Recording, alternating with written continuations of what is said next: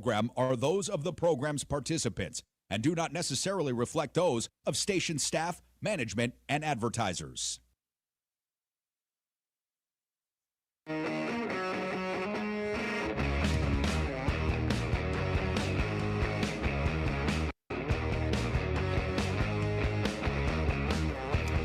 What's going on, everybody? Good to be back. It is Pushing the Limits on a Tuesday. Thank you so much for being here. My thanks to Leonard for filling in for me yesterday as I was playing in a charity golf event, happily raising money for charity. And it was a good time, but it's good to be back here in the saddle. I didn't stop watching the news, even on the golf course. I was paying attention to what was going on in the world, and certainly we have a lot to talk about and a lot to get to today. We are in store for a very fiery debate today, ladies and gentlemen. Coming up at the bottom of the hour, he's Andrew Wilson's right-hand man, for lack of a better term. His name is Rob Knorr, a populist conservative and host of Normal America. We are going to get into a spirited debate coming up at the bottom of the hour. Of course, we'll take calls as we always do in hour number 2. I was just on social media before I get into the news of the day. Erica Kirk was hosting a $10,000 a plate dinner at Mar-a-Lago yesterday. And I try to be very careful in criticizing people for how they grieve, because I know everybody grieves differently. And I've been very consistent since day one with my opinions on what happened to Charlie Kirk, which is absolutely horrible and an abomination. And we cannot allow political violence to happen in this country, and we have to call it out. With that being said, while her kids are at home, she's on this media tour, apparently and allegedly raising money for her charity. When we found out that the paper trail to where this money has come from and where it is, money of which is lining up in Erica Kirk's pocket. She's already made upwards of $10 million in donations. This is not how somebody grieves. And if she is a true Christian, she's already net worth, as her husband was being murdered, her net worth is $15 million. Why does she need another $15 million? How very Christian of her. I have had it defending her. Okay, I'm not. It's horrible what happened to her husband, but she's on this media tour making money, grifting off of her husband's death. I find it despicable. And guess what? I don't care what the people at Turning Point think about me. I don't care what some people on the right think about me. I believe Erica Kirk is a grifter. And I can prove it with her behavior and the way she has acted over the course of the last several months. Hours after her husband was murdered, she sent out mass text messages to people asking people to donate. I've had it with the excuse, well, everybody grieves differently. Not like her. I'll leave it at that. I want to move on to Marjorie Taylor Greene, because Marjorie Taylor Greene did a very interesting interview on CNN this morning. And we're going to get into some other big topics of the day, but this was a very interesting interview. I'm not one of those people that's defending Marjorie Taylor Greene. I think she's a despicable human being, and I don't feel sorry for her one bit. I also don't condone death threats, obviously. Nobody deserves that. But this is a very interesting moment on CNN this morning, because Marjorie Taylor Greene is telling of the moment she told Donald Trump, and she sent Donald Trump and texted Donald Trump some of the death threats that she's received. This is why I say Donald Trump has no empathy, and he is a horrific human being. Have a listen to this. And when you told President Trump about this, can you tell us a little bit more about what his reaction was to these threats? Yeah, it was shocking to me. I sent those death threats directly to him in a text message and informed him of what his name calling and words were doing, the direct result, and it was a direct assassination threat on my son. And he was extremely, I won't repeat what he said, but it was extremely unkind. No sympathy, no care. I'm just wondering, obviously it would be good to hear what he said, but do you feel like you were duped? I mean, as you reflect on this moment and these attacks against you, you have been such a staunch supporter and ally of President Trump. Do you feel like you were duped by him? I feel, maybe I don't know if I would use the word duped. I think it's unfortunate for the entire country. Yeah, well, why didn't you think that 9 years ago, you dope? I'm sorry, I'm not on the train of forgiving Marjorie Taylor Greene. I never will be. She's a dope, and she's scum. But why is it that now all of a sudden she cares about death threats? What about the death threats that were put towards Mike Pence? Hang Mike Pence on January 6th. I didn't hear Marjorie Taylor Greene caring about that, because for these MAGA dopes out there, and yes, I still consider Marjorie Taylor Greene a MAGA, for these MAGA dopes out there, they only care about it if it happens to them. And here's Marjorie Taylor Greene now crying about, oh, well, his words brought this on. Listen to this. Because when I hear him talk like that about you and insult you and attack you like that, I worry about your security and your family's security. And you've been getting some increasing threats, right? Yes, and that's what I take so seriously. As a Christian, I'm not angry at the president. It's easy for me to say a prayer for him and forgive him. But the part that I have had a very hard time with is the fact that he called me a traitor. And because of his words, that brought serious threats against myself and my family. We had a pipe bomb threat on my home, a pipe bomb threat on my family construction company and staff, and had multiple pizza doxings. But the serious one was the direct death threats on my son. And I think that goes beyond anyone's arguments or disagreements or politics. All of our children and our family's safety should matter to anyone, no matter if they're mad at us or disagree with us. I think that should be something we respect. Where were you when pipe bombs were sent to CNN? Where were you when Representative Duncan's house had to have armed security? Where were you, Marjorie? Oh, I'm sorry. I should have been more aware. No, that is not an excuse. Now, this is Marjorie Taylor Greene on why she's leaving Congress. She's claiming it's because of the death threats. I think she's a liar. It's because she knows she can't win re-election, but here's her reasoning behind it. I'm a lot happier now, but I just have to quickly ask, what do you say to the critics after you announce your resignation who say you should stay in the fight, or you're only doing this to receive your pension, you're announcing the date? I just want to get your response to that. You know, I think that's unfair criticism, and I would ask anyone. I've had over 773 death threats that my office reported to Capitol Police, and a direct death threat on my son. I would ask anyone to consider, should I have to become like Charlie Kirk? Is that what I have to do?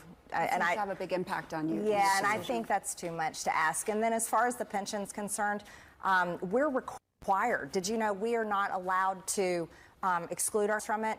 It's taken out of our paycheck, and we are forced into it. Congress would have to change that with a vote. So that's a pension I'll get. I think it'll be like $700 and something, and at the rate of health insurance going up, I think by the age of 62, I might need that $700. No, I say that in jest.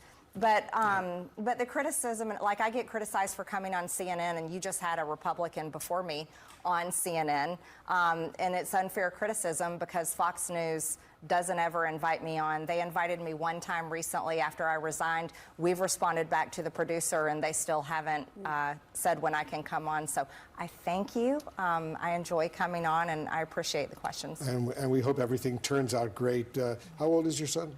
He is 22. 22, yes. So he's a big boy already. Oh, he's a big boy, and nobody wants to mess with him. No, Well, okay, good. And no one should get death threats. No, I mean, right. Terrible. That's Yeah. awful. Well, thank you Congresswoman, for your thanks so time. much for coming in. Thank you. And good luck. Yeah, because that's what decency sounds like. Did you hear those anchors? Wolf Blitzer, who's been doing this for decades.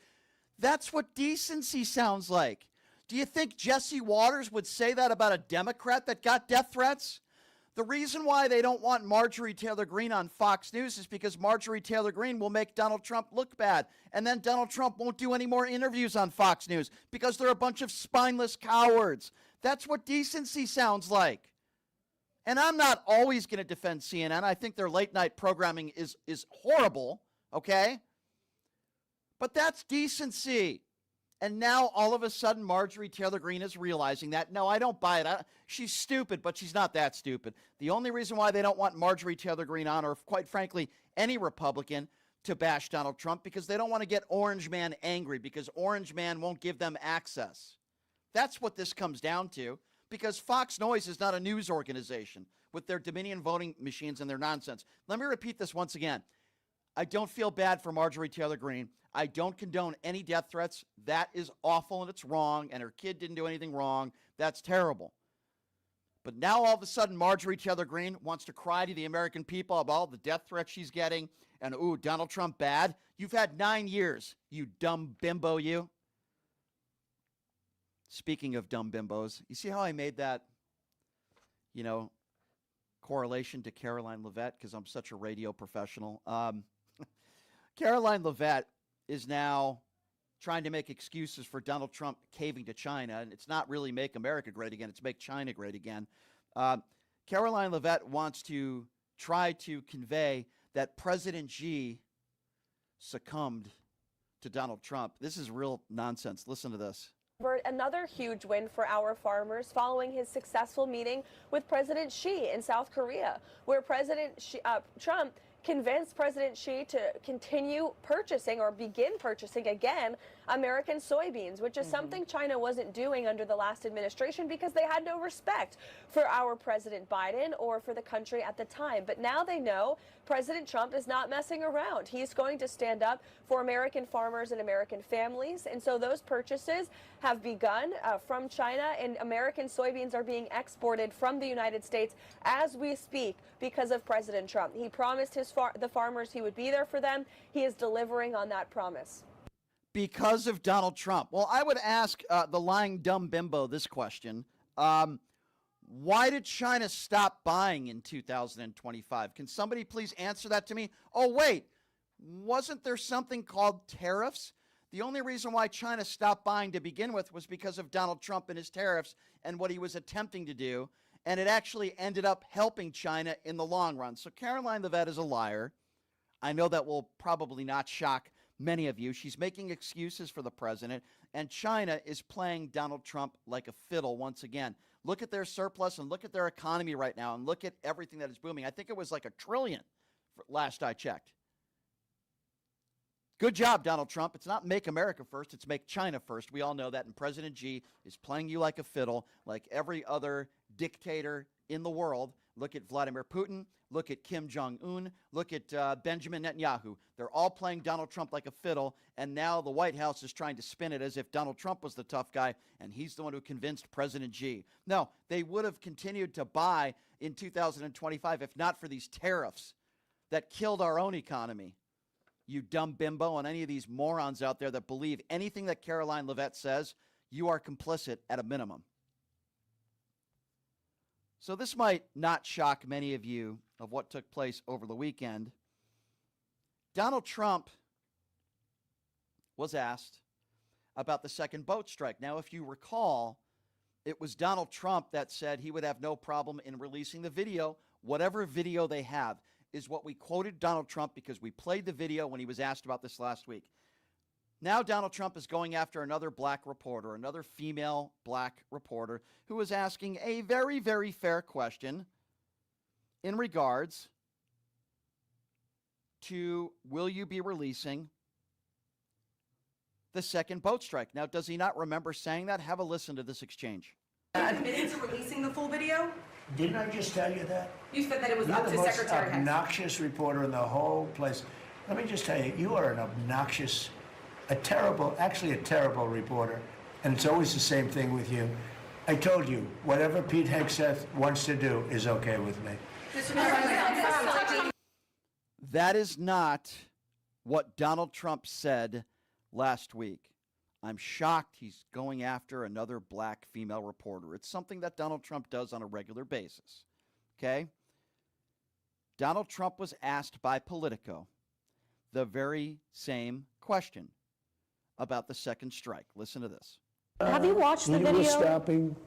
I watched everything, yeah. I watched everything. I see a lot of things.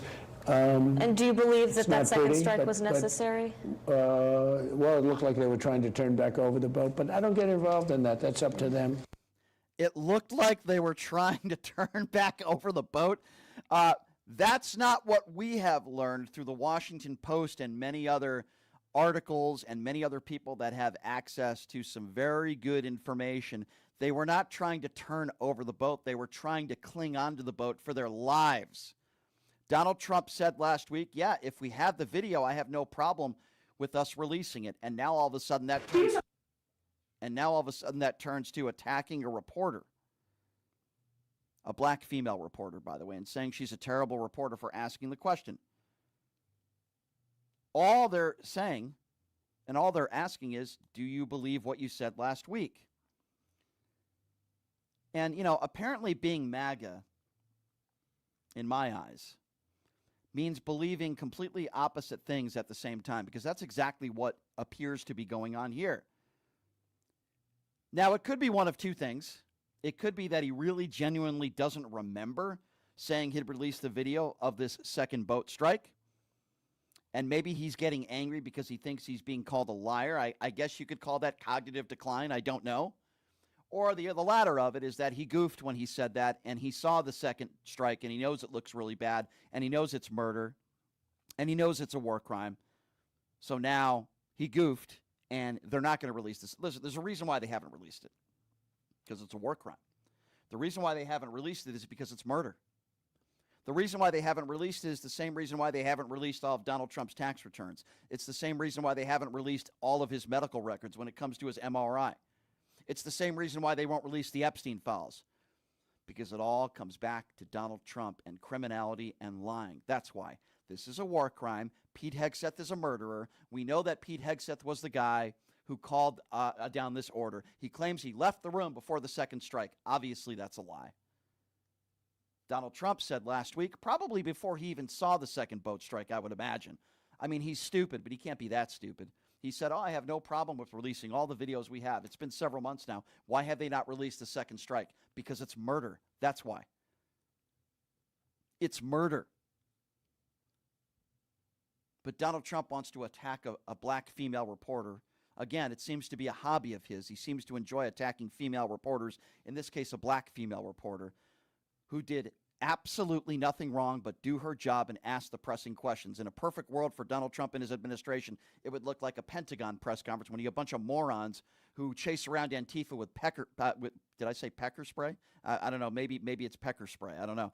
Pepper spray. Cam Higbees of the world, the Nick Sortors of the world. These are the type of people, the Jack Posobics of the world. These are the people that are in the Pentagon press briefing room. None of these people are going to be asking Pete Hegseth any pressing questions about anything, because they're all a bunch of Trump mushroom gobblers. That's why. But Donald Trump has asked what is a very fair question. And by the way, we need more information because it's making the United States look really bad. Okay? And listen, I'm not saying this is the first time that America has committed a war crime. I'm sure our government has been guilty of that in the past. But this doesn't make it right. It needs to be called out. It needs to be corrected. Pete Hegseth won't even admit he made a mistake with the signal chat. So do you expect Pete Hegseth to admit any wrongdoing here? Of course not. They're laying the blame on somebody else. This is who Donald Trump is.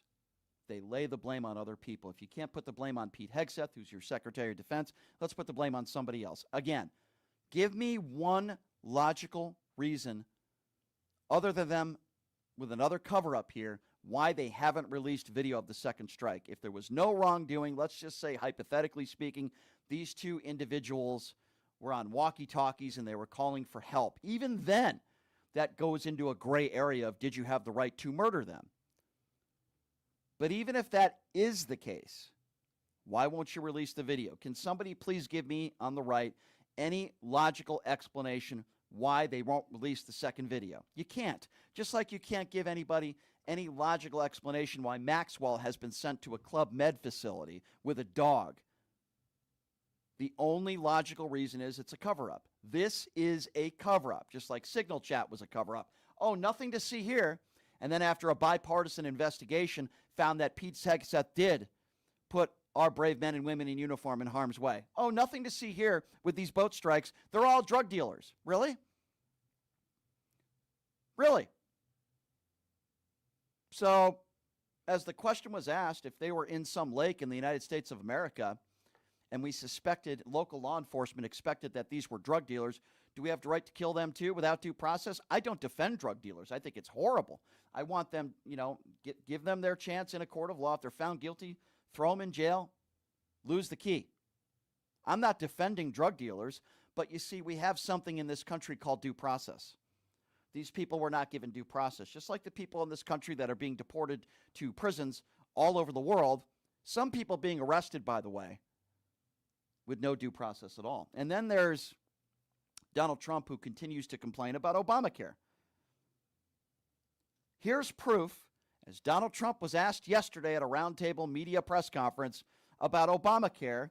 It's very interesting because I don't hear any solutions from Donald Trump, but this was, again, Donald Trump complaining about Obamacare. Listen to this. Do you support the Paramount deal, sir? On healthcare, Mr. President, 22 million Americans are expected to see their healthcare insurance premiums start to rise by the beginning of next year. You're talking about because Obamacare is so bad? Yes, well, sir, because the Obamacare subsidies are expiring. Are you going to do Because anything? Obamacare is so bad. What is the Republican plan? Are you going to let that happen on your watch? What I'm going to do is, if the Democrats go along with it, which they don't want to because they want to make the insurance companies very rich, okay? I want the money to be paid to the people to go out and buy their own health care instead of paying to the, the insurance companies, their stock has gone up 1,700% in a short period of time. Did you know that? 1,700. You wish your corn went up, Ed.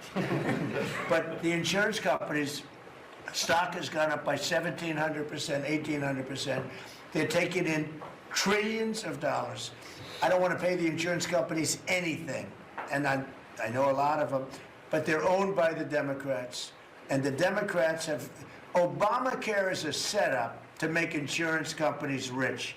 And I want to pay the people, and I want the people to go out and buy their own health care.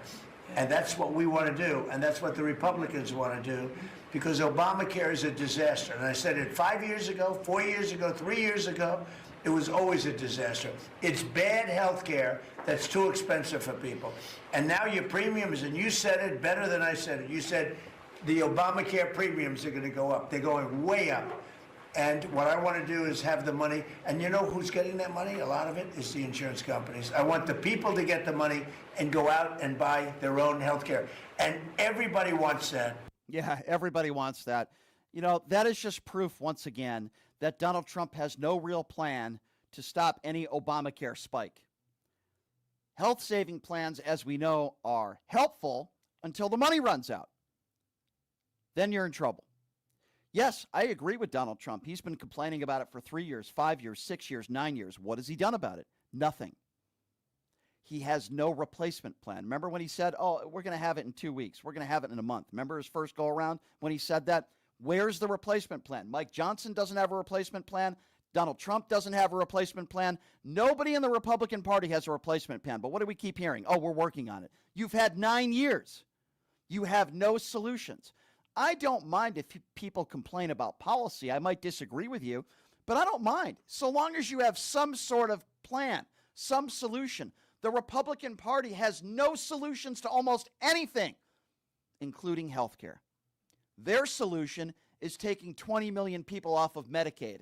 Their solution is taking people off of food stamps. Their solution is giving the biggest tax breaks to the top 1%, $100 billion this year. Their solution to gun violence is make it easier for people to get their hands on guns. They have no solutions, ladies and gentlemen, and the little solutions that they claim they have are making it worse. I just went over inflation. I just went over how President Xi is owning Donald Trump. It's not a Make America Great Again. It's Make China Great Again. And the only reason why they stopped buying soybeans in the first place was because of Donald Trump's tariffs to begin with. There are no solutions. We are headed towards a recession. There is no peace in Israel. There is no peace between Israel and the Palestinians and Hamas. The war in the Ukraine is still going strong, even though Donald Trump wants to blame Vladimir Zelensky, which is a joke, by the way. And don't even get me started with Cambodia and Thailand, another war that Donald Trump claims he has ended. And then you have those in Donald Trump's administration, including Marco Rubio, talking about the casualties at the Cambodian-Thailand border. But allegedly, that's a war that Donald Trump stopped. This is all a sick joke, and it's a nightmare what this country is going through. But with that being said, coming up next after the break, we have somebody on that will probably disagree with me, I would imagine. That's why we wanted him to come on. His name is Rob Knorr. He's a conservative and the host of Normal America. He's going to be joining us next in about 90 seconds or so. We'll take a quick break. Looking forward to this debate. We'll be back right after this. It's Pushing the Limits right here on KSHP. Here's the deal. The country's a mess, and America's youth is stuck at the center of a tug-of-war between propaganda, billionaires, and political clowns who think TikTok is a national security threat, yet can't open their own email. But the real threat that keeps them up at night isn't TikTok. It's the power of the youth vote, and that's what the Unfuck America Tour is after. We're traveling the country, hitting campuses and cities, exposing the right wing's playbook and calling out all the tricks they use to hook young people. We saw the youth vote shift in 2024, and if we don't reclaim that momentum now, we lose the future, our future. We're not bankrolled by billionaires, corporations, or dark money. We're backed by regular people like you, who won't sit back while the rich strip this country for parts. We need you to help us stay on the road to push back against the misinformation machine. Click the link in the description or head over to unfuckamericatour.com to donate, because nobody else is coming to fix this mess. You are way too smart, way too talented, way too good to be real. You are meant to be making way more money, feel way hotter in your body, and having way more fun. Hi, I'm Nicole Mitchell, and I'm a life coach. I help you get hotter and richer. If that is what you're looking for, you can find me at NicoleMitchell.com. My name, Nicole, is with a K, NicoleMitchell.com.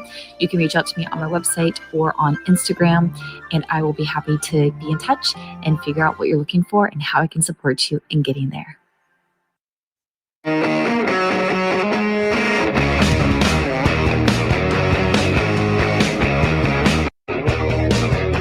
All right, welcome back. It is Pushing the Limits on a Tuesday. Thank you so much for joining us. We got a lot of special guests that are going to be coming on the remainder of the week. We got AmFest, which I'm going to be attending later next week. A lot of big announcements to make as far as guests are concerned. Just this week alone, I'll be discussing those a little bit later on in the program. So those of you that might know, I did have a mini debate with Andrew Wilson on the Piers Morgan show a few weeks ago. And then we had what I thought was going to be a debate with Andrew Wilson on this show. And then it just turned into 2 hours of where do you get your ethics from? Where do you get your ethics from? And then it was about abortion and that everything that I brought up. So it wasn't much of a debate. We're trying to get another debate going with Andrew Wilson, which I would be happy to do under the right circumstances. So if you recall, I played some audio of a show last week where I called into a conservative show, and then Andrew called in, which unexpectedly, and we kind of tried to at least make amends and have another debate. The host of that show, his name is Rob Noor. He calls himself a populist conservative, and he is the host of Normal America, and he has agreed to come on the show and have a good discussion with me. Rob, I do appreciate you coming on. How are you? Thanks so much. I'm doing great, and it's a pleasure to have for you to have me on. So yeah, you know, I called into your show and you treated me with respect, and I appreciated that. So I figured out let's try to have a good discussion today. So I appreciate you coming on, Rob. Boy, there's so much to get to because obviously the topic, which we did discuss, was going to be about Donald Trump. And I don't think you're going to be talking to me about ethics, and I don't think you're going to be talking to me too much about abortion. But, you know, I asked this question to a lot of conservatives that are Trump supporters to start, and I'm sure you've been asked this question before. And then I want to get to what's going on today in the news, and we'll get to all that stuff. But I go back to January 6th. Donald Trump is the only president in American history that has not conceded an election. He's the only president. He still says the election was rigged. Then we had something called January 6th. What was it about that day that made you say to yourself that wasn't enough to have me not support him? That's the part that I'm confused by that. Help me understand that. January 6th was a riot that got out of control. I watched the opposite party, the Democrat Party, ignore or celebrate, including the VP, Kamala Harris, who then became the frontrunner as presidential candidate for the Democrats, promote a bail fund that encouraged, while the rest of us were locked down, primarily due to policies Democrats endorsed under the fear-mongering of COVID, they actually allowed Black Lives Matter with impunity to go out and riot. Hold on, Rob, that's not fair. Sure. I'm happy to talk to you about Black Lives Matter. Sure. Happy to talk to you about that. But the question wasn't about Black Lives Matter, and it wasn't about a bail fund, and it wasn't about Democrats. Does January 6th happen if Donald Trump doesn't lie about the 2020 election? Yeah, I think that even if first off, you're poisoning the well by saying lying, right? He doesn't think that it was a lie. He doesn't think that it was a lie. And we may find out in the future that the evidence shows that there were things that occurred that were unusual. For example, did you know in Pennsylvania? Listen, did you know that in Pennsylvania, the Pennsylvania Superior Court, after the 2020 election, ruled that mail-in ballots were against the Pennsylvania Constitution? doesn't change the outcome of the 2020 election. In fact, there's no evidence that has been proven that anybody that's come forward could have changed the outcome of the election. Yes, I do believe Donald Trump knows he lost the election. I do believe he's lying. He's admitted that to certain people in conservative media and even people on the left like Bill Maher and others. But even if he did think he won, that would make him a delusional moron, because as I said, there's no evidence to prove that there was widespread voter fraud. So you're telling me that if Donald Trump had conceded like every other president has done and called Joe Biden and said, congratulations, you're telling me you still think there would have been an insurrection? And by the way, I don't care whether you label it a riot or an insurrection. That doesn't really matter to me. I don't care. Violent riot, insurrection, it doesn't matter to me. The people that were there because they believed the election was stolen and they tried to overthrow a free and fair election. You're saying that still happens, you believe? If Donald Trump... I think there would have absolutely been a host of people that would have still been outraged and thought the election was stolen, even if Donald Trump had conceded. If Donald Trump affirmatively came out and said, trust me, this election was above the books, it was the most secure ever, as people on the Democratic Party tried to gaslight us into believing, then maybe that would have tamped it down. Well, but what I'm saying is, let me finish the point real quick here. Mm-hmm. The truth is that we have a binary system. Would you agree with this? Yes, you could vote third party, but ultimately we're going to make the choice between a Republican or Democrat when it comes to president. You agree with that? Well, for the most part, yeah, of course. I mean, obviously independents can run, but yeah, I agree. Sure. So if I look at January 6th and that riot that got out of control versus the Democrats that were supporting riots that occurred all over this country while which Democrat supported violence? Kamala Harris promoted a bail fund for people that burned down a police precinct. So that's not promoting violence. There's a difference. What she did was she allocated funds to help people to defend themselves in the court of law. She didn't ask for them to get pardons like Donald Trump did on January 6th. She also didn't call people who committed violent acts on Black Lives Matter protests patriots and hostages. That's what the guy who you supported did. So there is a difference between allocating funds to raise money to help people defend themselves in a court of law or pardoning somebody and calling them patriots and hostages. The two do not align. And Kamala Harris has never said once that she supported violence. So that is blatantly not true, what you're saying. Can you name me another Democrat that has condoned violence? Sure, I could get there, but I would like to stay on this point. So two things on this. One, if Donald Trump would have promoted a bail fund in the day immediately after January 6th, would you have said it was outrageous and proof that he supported an insurrection? I would have absolutely been. By the way, there are certain crimes that you commit that I do not support a bail fund. And to my knowledge, Kamala Harris did not want people to get bail that beat police officers on. Show me that. Show me her saying that. Well, tell me, name me one individual where Kamala Harris tried to get them bail who committed a violent act on a police officer, because you're the one trying to make that argument, not me. What I will tell you is that Donald Trump is the guy who not only, it wasn't even bail, he pardoned 700 violent criminals on January 6th, some of whom beat police officers. By the way, I think we both could agree, you're not a patriot if you beat a cop. He labeled all those people patriots and hostages. There is no comparison, make no mistake about it, with what Donald Trump did after January 6th and calling them hostages and patriots and pardoning people, some who were convicted of seditious conspiracy, Enrique Tarrio, one of them, and what Kamala Harris did. And she has never endorsed in any way, shape, or form violence. Donald Trump is the guy at his rallies who said, I'd like to beat the heck out of that guy. I'll pay your legal fund if you do it. You couldn't name me one statement that Joe Biden or Kamala Harris has ever made in their entire political career that rises to that level of an incitement. If you can, please do so. All right, one, I can, but I notice what happens is we keep interjecting and sort of adding to this. Let me finish my point that I was making here.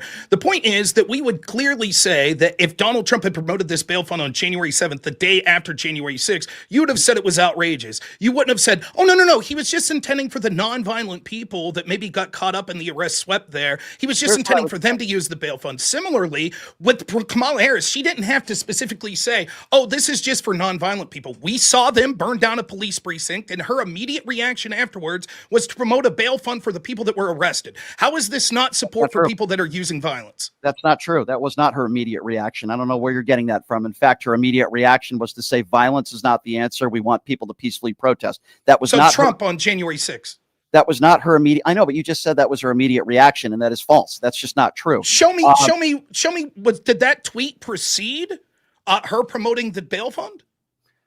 The tweet that you are referring to when she talked about bail fund was not immediately after what took place. It's like the day after, correct? Protest. Well, you said immediately after. Immediately what she did. Well, you're laughing, but that's not true.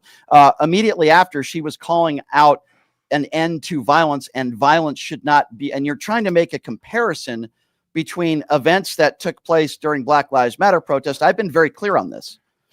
I don't condone any violence in any way, shape, or form. And I'm pretty confident Kamala Harris doesn't as well. There is a difference between giving someone the funds to be able to defend themselves in a court of law and calling somebody a patriot who beats cops and pardoning them. Do you not understand the difference there? No, I think that is exactly wrong. I think not only did Kamala do that, but then she later went on to Stephen Colbert, someone's show, and said, we needed protests like this to continue. Now, if you combine these two things and you use an objective interpretation, it would mean that she's okay with the people that were being locked up and thinks that they were acceptable, that she's benefiting them. For example, did Kamala Harris promote a bail fund for people for January 6th that were arrested? Why not? Why did she not come up with a bail fund for people on January 6th? Is that the question? That is the question I'm asking you. Correct. I have no idea. I don't know. Did Donald Trump acknowledge there were? She just wanted. She's just magnanimous. She just wanted to help people with their legal defense, right? Sure. No, she specifically chose these people because she agreed in the message behind the protest. She did not agree with violence. She never has said anything Neither's Trump. that she agreed with violence. Okay, well, he called those people who beat cops hostages and patriots, so I would absolutely disagree with you. You tell me, what's more effective of a support? Someone saying, hey, I think Rob's a patriot, or someone saying, here's a bunch of money to defend yourself in court? I think the latter is more meaningful support of me. Donald Trump pardoned all those, most of those January 6th insurrectionists. Did Kamala Harris get involved and pardon anybody? You think somebody that has access to money to defend themselves in a court of law is a bad thing? I would say in this country, we have that right. And if people want to raise money, and to answer your original question, I would have much rather had Donald Trump help raise money for January 6ers, insurrectionists, as I would call them. I would have much rather have preferred Donald Trump raise money for their defense fund. By the way, it wouldn't have helped, I don't think, because many of them were convicted in a court of law. But I would have been much more okay with that than Donald Trump calling them hostages and patriots and then pardoning them. Many of those people were sentenced to pretty long prison sentences. So I completely disagree with that. I don't think there's any correlation. Oh, yeah, by the way, there were hundreds of thousands of people that were there in D.C. Most of them weren't violent, but they were there because they believed the BS that Donald Trump won the 2020 election. Okay, they were screaming, hang Mike Pence. Now, I don't condone any of the violence during those Black Lives Matter protests, but there were tens of millions of people that were peacefully protesting across the country. Why? Not because they thought an election was stolen because somebody said so with no evidence, but because they wanted equality, which I think is a good thing. Now, I don't condone any of the violence at the Black Lives Matter protest, but you have millions of people that are there because they want equality. And then you have a couple 100,000 people in D.C., I would call them idiots, who think the 2020 election was stolen, which it wasn't. And you can say over and over again, well, we might see some evidence down the road. We might see some evidence that the earth is flat too. But to this point, there has been zero evidence of widespread voter fraud that would show that the 2020 election was stolen, yet the president of the United States, and you seem to be okay with, keeps saying that it was rigged and it was stolen. How can you be okay with that? So you said a lot. One, we're looking at a binary choice. I think that you're being disingenuous when you say that you wouldn't have been outraged if on January 7th he promoted a bail fund. It is clear. It's clear. Number two, when it came to the pardons, yes, there were many people that were treated unfairly. Wide sweeping as they were, maybe the pardons go a little too far, but let's not act like Kamala Harris was a part of an administration to abuse pardons. Not only did they pardon many people that were convicted rapists, killers, etc., but they actually pardoned people that were in Joe Biden's own family and Democratic politicians, etc., which were outrageous pardons on the end. Number three, the disproportionate in a binary choice, right? In a binary choice between Donald Trump versus Joe Biden, right? The amount of violence we saw from left wingers was extraordinarily more, including on May 30. And that's quantitatively. According to our own statistics, that's not true, and you've been given that in other debates, and you've just washed it over, just like. Show me the stats. From where? What group are you getting those stats from? I will gladly email you those statistics. I don't have them right in front of me, but I've had these types of debates before, and according to our own FBI, they can tell you that there have been more. And even if that was true, let's just say hypothetically speaking, even if that was true, it doesn't condone what took place on January 6th, and it doesn't condone people who beat cops and Trump calling them hostages and patriots. Did you vote for Kamala Harris, or did you vote for Joe Biden in 2020? I did, absolutely. How can you defend voting for a candidacy that, one, promoted a bail fund for people that was using this violence, and second, when they attacked the White House? Let me answer that first. Let me finish. Okay, well, let me answer quick. one at a time. Let me just answer. I know Andrew likes to do this, so I'll take. You've definitely talked in great chunks more than me here. But well, yeah, true, because almost everything you've said isn't true. So that's why I I'm disagree. Okay, well, again, there's fact and then there's fiction. First of all, I don't see anything wrong with people having the funds, no matter who they are, to be able to defend themselves in a court of law. Then let a jury decide. It's people like you, when you don't like the outcome of a jury's decision, you say it's fake and it's rigged, like the 34 count felonies, for example, or like a liable sexual abuser, for example. When they actually have their day in court and they have the funds to defend themselves, you guys don't like the outcome, so you call it rigged. I don't see anything wrong with people being able to have the funds to be able to legally defend themselves in a court of law, no matter who they are, because that's how this country I just want to be clear. If Trump comes out tomorrow and starts putting bail money out for people that are in the KKK, you'll say, I don't see anything wrong with that whatsoever. Well, what did they do? What law did they break? Let's say they lynch someone. Mm-hmm. They lynch someone and Trump says, here's say bail money for them. Okay, You would say, no problem. Sure. Here's the way I would respond to that. Well, I would root for those people if there's overwhelming evidence that they were guilty. I hope they get the electric chair, and I hope they're found guilty. They still have the right, just like anybody else in this country, to have their day in court to defend themselves. And That's that is not very, the question. Okay, no, that was the question. No, the question was, would right. you say you're perfectly fine with Trump sending money himself for their bail fund, for their legal defense? You would be okay with that and say, hey, that's cool because I support everyone's right to a free trial, so I wouldn't impugn Trump for that? I wouldn't say it's cool. What I would say is what I just said. Everybody has the right in the United States of America, unless you're a Trump supporter and you don't think people have the right to due process, which I would assume you're okay with that. Everybody in this country has the right to due process. They have the right to see their day in court.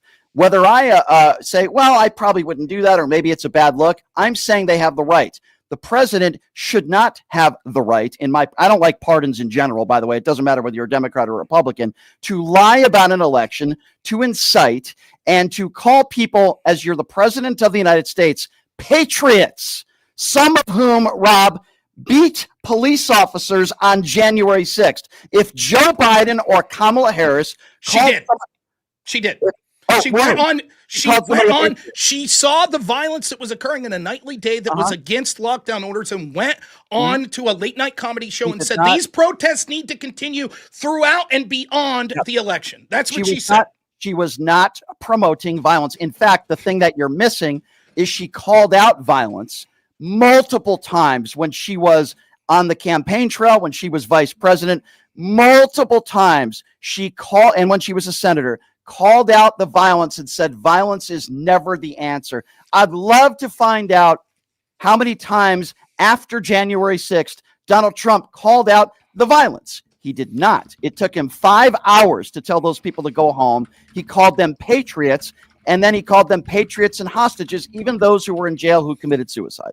Okay, so the point is, as you're sort of going off with all this stuff, I think that it's obvious. It's hard to get into your head like you try to do with Donald Trump and say when he's lying or not. I think it's obvious to anyone listening that you would be outraged, as would the average Democrat, if Trump started to promote bail funds the day after January 6th. The idea that you say, no, I think it's acceptable when Democratic politicians I voted for promoted bail funds for the people that engaged in mass violence. That's number one. The other part that I was going to make to this, how could you support a presidential candidate in Joe Biden that watched radical left-wingers on May 30th, 2020 attack the White House, so much so that the Secret Service had to move Trump to a bunker, and then not weeks later in a mainstream media article said that Trump needs to go back to his bunker, making fun of him that radical left-wingers actually attacked the White House, forcing him to be moved? How could you support that candidate? Sure. So what person or persons, what were the toughest crimes that were committed that day and people that were convicted? Can you name me what crimes were committed that day? Yes, arson. They burned down a temporary guard station. 52 Secret Service agents were hurt. They used Molotov cocktails. They physically attacked the police. And why were they there? Why does it matter? No, I'm just asking you. Was it something they Joe were trying Biden to break? They were trying to break into the White House. Excuse me? They were trying to break it. Yes, in Washington, D.C. They were literally at the gates outside the White House. They burned down a guard station that was temporarily outside the White House. Nobody was trying to break into the White House. What do you think they were doing? They were just marching on the White House with Molotov cocktails to say hi? Nobody was, as far as I know, nobody was charged or convicted with trying to break into the White House. It doesn't matter if they were charged or convicted. It kind of does, because you're making a claim, Rob, and in order to make a claim like that, by the way, that'd be a crime. If you or I were trying to break into the White House, people would see their day in court and they would be charged. Nobody was charged. But what if they weren't, Brian? What if they weren't? Because that's what happened. We can see it with our own eyes. Rob, the problem I have with this is you're making a claim, right, that Democrats were trying to, quote, break into the White House. To my knowledge, there is not one person that was charged with that crime or convicted, which means there's no evidence to back up with what you were saying. Because if there That's was, not true. Donald Trump's DOJ didn't charge anybody for trying to break into the White House, but Rob claims that they were trying to break. Okay, let's move on because that's ridiculous. So again, my question is, even if they subjectively don't feel they were trying to break into the White House, the Secret Service clearly thought they were because they moved Trump to a bunker, correct? Just because you move somebody to a bunker doesn't mean they were trying to break into the White House. There's a lot of reasons why the Secret Give me a Service, reason why they would do that. Because they may have felt, and I would assume maybe they did, that Donald Trump, his safety was in jeopardy. Now, I will remind you something that you're trying to maybe leave out of this thing. That was the day, correct me if I'm wrong, where Donald Trump made a public appearance in front of a church, right? No, that was the following day. Okay, so the following day, after he was put in a bunker, Donald Trump decided to go in front of a church, hold the Bible upside down. And by the way, he was in front of a church where the people who owned the church said they didn't even want him there. And then that was the day where Donald Trump told members of his staff that testified about this under oath that Donald Trump told them to shoot these people in the leg. Okay, so we can go on and on about the hearsay of people that actually said things that were unable to prove any of it's irrelevant to the point. You're deflecting from a red herring. You're supporting a presidential candidate that saw the Secret Service move Trump because radical lefties injured 52 officers and were using Molotov cocktails, marching on the White House. Secret Service moved him, in your words, for his safety. And Joe Biden comes out 2 weeks later and makes fun of Trump for having to be moved as radical lefties were attacking. How could you support that? Okay, so first of all, your characterization is wrong. Number two, was Joe Biden president when all this was taking place? What's the matter? You voted for a guy who cheered for violence. Okay, so hold on. First of all, Joe Biden has never cheered for violence. That's a lie, and you're not going to lie. He mocked Donald Trump for having to be moved to a bunker when radical lefties. I mock Donald Trump every single day because he's great, and Trump mocks lefties, and so he's not calling for violence Donald either. Trump is a 3-time draft-dodging coward, okay, and I mock him every day. That doesn't mean I condone violence. Joe Biden wasn't even the president of the United States. It doesn't have to do with anything. I'll tell you. Because when Donald Trump was president of the United States, when we had something called the January 6th insurrection, I know you called it a riot, they begged Donald Trump to put out a video. We know this. We know this from the January 6th Commission, people who testified under oath. It took him over 4 hours as he was sitting on his ass, not as a former president, as a current president, to even put out a video to tell people to go home. Joe Biden, what you're referring to, was not president of the United States while this is going on. I know you have your computer. I hear you typing. You can Google this stuff. This is stuff I talk about every day. Look up how long it took Donald Trump to do anything and put out a video. It was around 4 hours, and you could look that up. When was his first tweet suggesting that law enforcement was on our side and to be peaceful? When was it? What time? Yes. I'm talking about the video that he put out, okay? He was asked for hours. I'm not talking about a 2-sentence tweet. He was asked for hours. I think most reasonable people would say when you have an insurrection and people are storming the Capitol and people are getting killed and there's a lot of violence. Who got killed? 1 or 2 sentences. Who got killed? Hold on a second. Let me just finish my sentence and I'll answer. A 1 or 2 sentence tweet is probably not enough in 4 hours. I'm talking about the video, Rob. The video. It took him 4 hours to put out a video. Now you're asking me who was killed.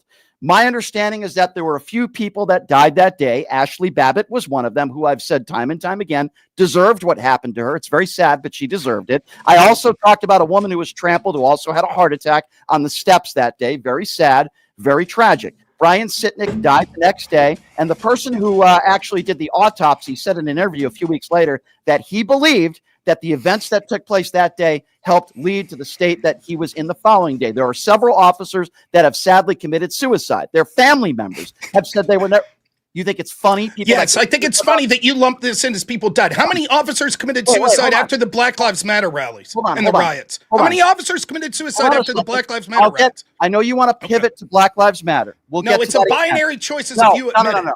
Is there something funny about officers that commit suicide, Rob? No, there's something funny Okay, about thank you. people that Thank are, there's something funny. Allow me to finish. You're impugning me. There's something funny about people that want to use suicides that occurred month later as deaths that occurred that day, but they would never do so in any of the litany of interactions we see with left-wing riots. Rob, I just said there were a few people that died that day. I gave you the facts on that. I'm also talking about the family members, which I tend to believe more than somebody like you, with all due respect, and some family members that were with family members that were interviewed, Rob.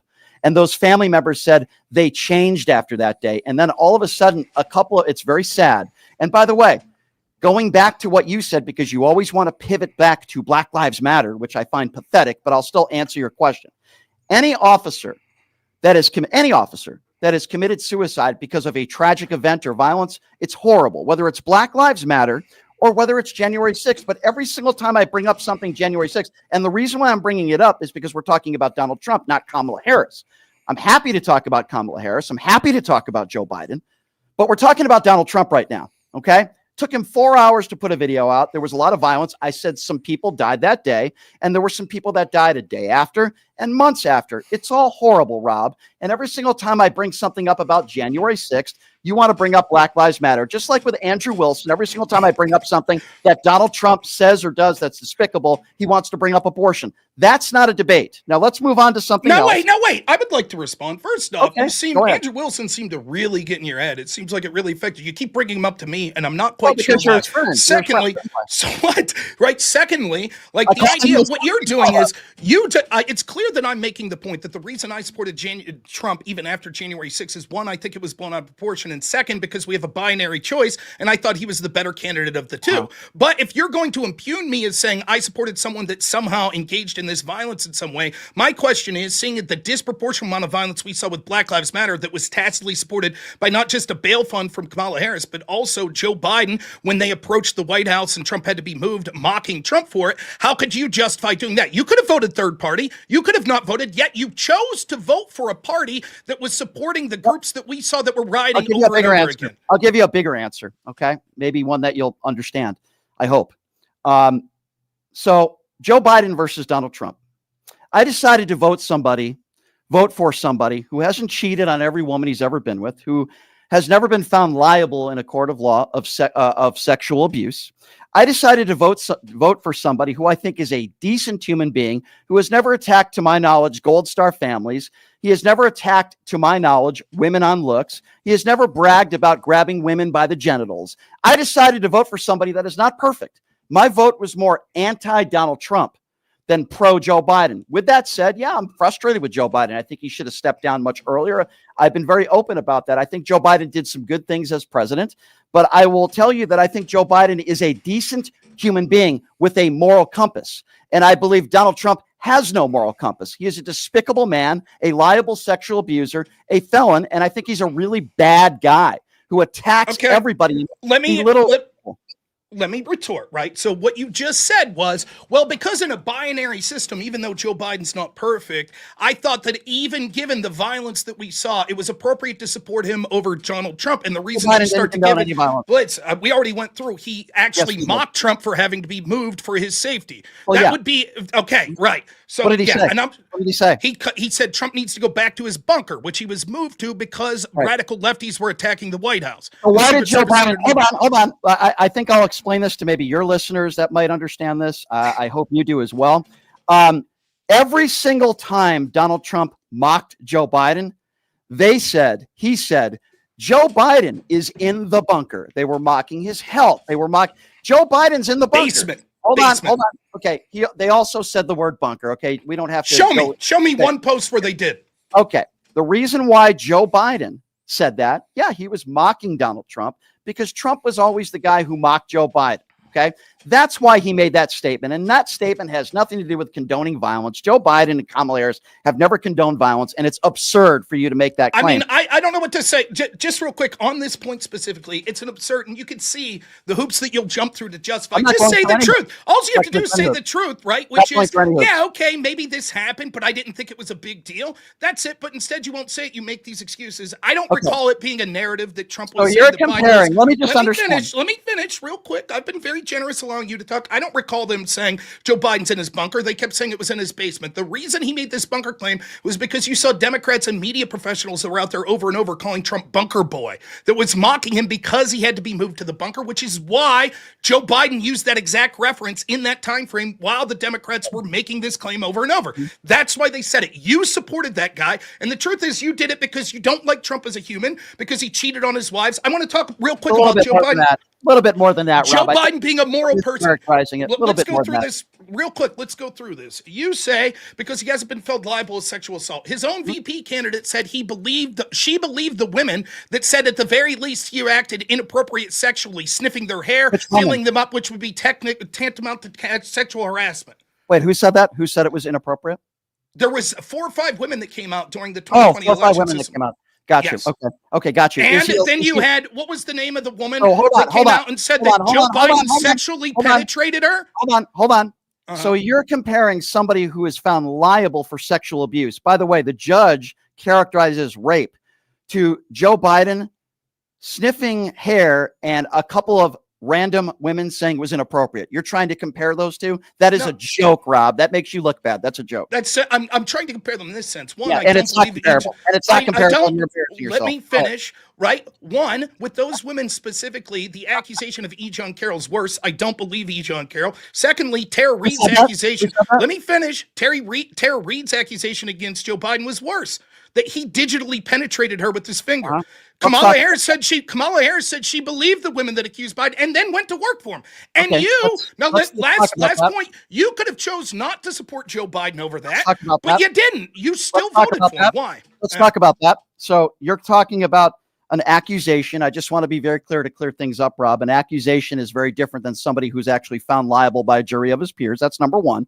Number two, there are over 25 women, not one woman. And by the way, the woman that you're referring to that accused Joe Biden of sexual abuse changed her story multiple times. She didn't file. John Carroll. Hold on. And she also didn't file any sort of liable suit or anything. Now, there are 25 women that have accused Donald Trump of sexual assault or rape, including his ex-wife in a deposition under oath. Again, you compare apples to oranges, and a statement that Joe Biden made about go back to your bunker to Donald Trump for 4 hours who did nothing when January 6th was happening. You are comparing apples to oranges. It is a bad faith argument, and you are embarrassing yourself. Now, let's I'm not embarrassing. It's not just about comparing the two. Let me finish, please. It's not just about comparing. It's about you saying that Joe Biden was a moral person. You could even make the argument that you think that Donald Trump was worse. That's fine. We'll disagree on the specifics of it. You keep giving a litany of things, and we're not going to get into the depth of the specific of any one of them, which I would be happy to do. The point I'm trying to make is you claim that Joe Biden was a moral person. We see what he did there. We see in his daughter's own diary, she said that her father took inappropriate sexual showers with him. When you talk about the Gold Star families, the 13 servants. Hold on. You can't name 10 Okay, but I'm going to stop you when you go into multiple points too, then. Is that fair? Fair enough. The diary that you are referring to was in the hands of multiple people on the far right, including a guy by the name of Mr. O'Keefe.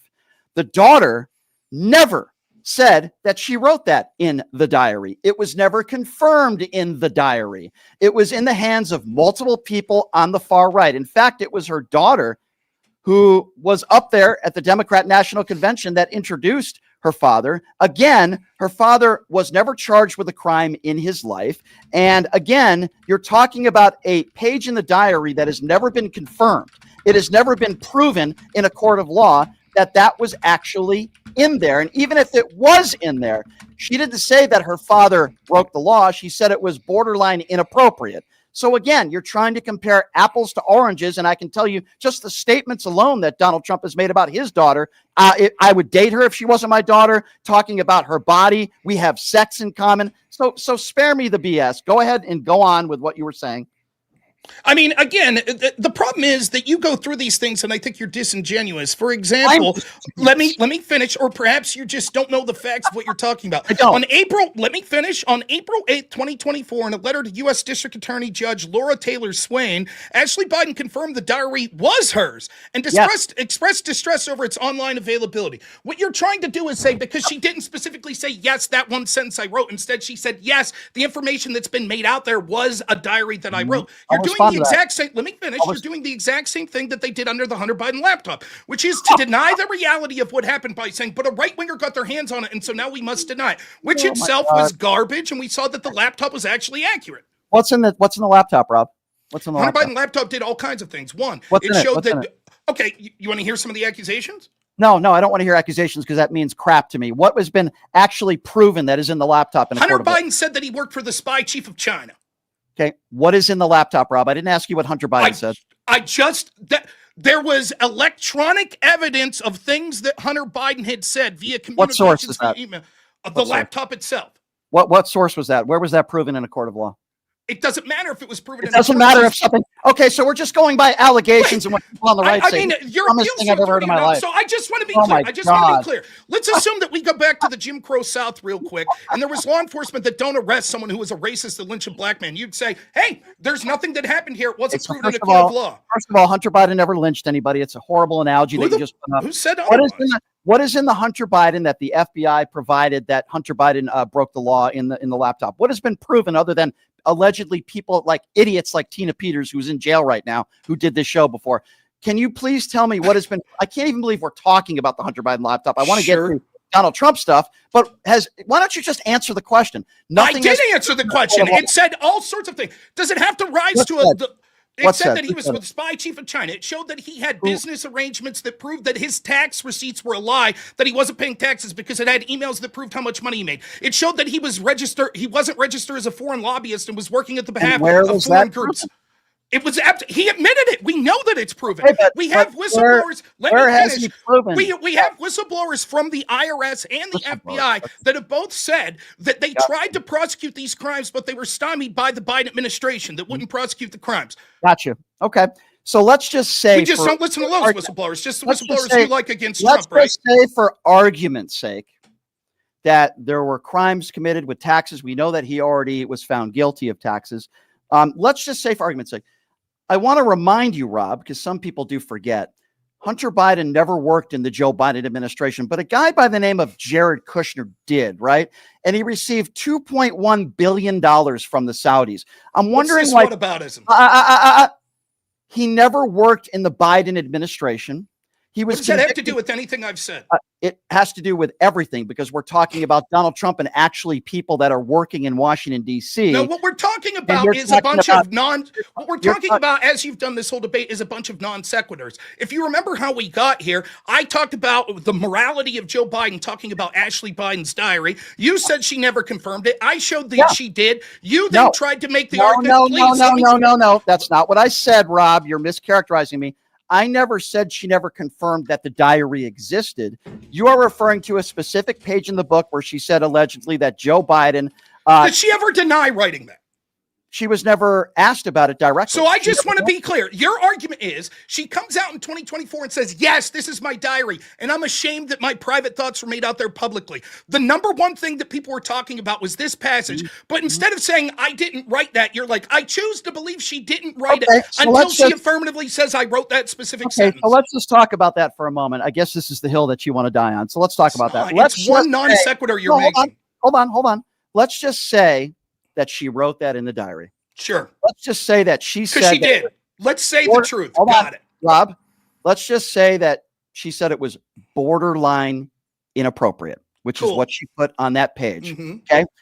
It's not borderline inappropriate to sexually abuse somebody. The guy who you support is liable for sexual abuse. So now we can move on to something else. Here's the point. Here's the point, right? You want to, the way you set this up when you talk to conservatives, you're like, how could you possibly support this person? The truth is there are many reasons that I could support Donald Trump, even if you think that he's this monstrous person. For example, I could think that he's better with real wage growth, which he's been precipitously better in his first and second term than during the Biden administration. Right?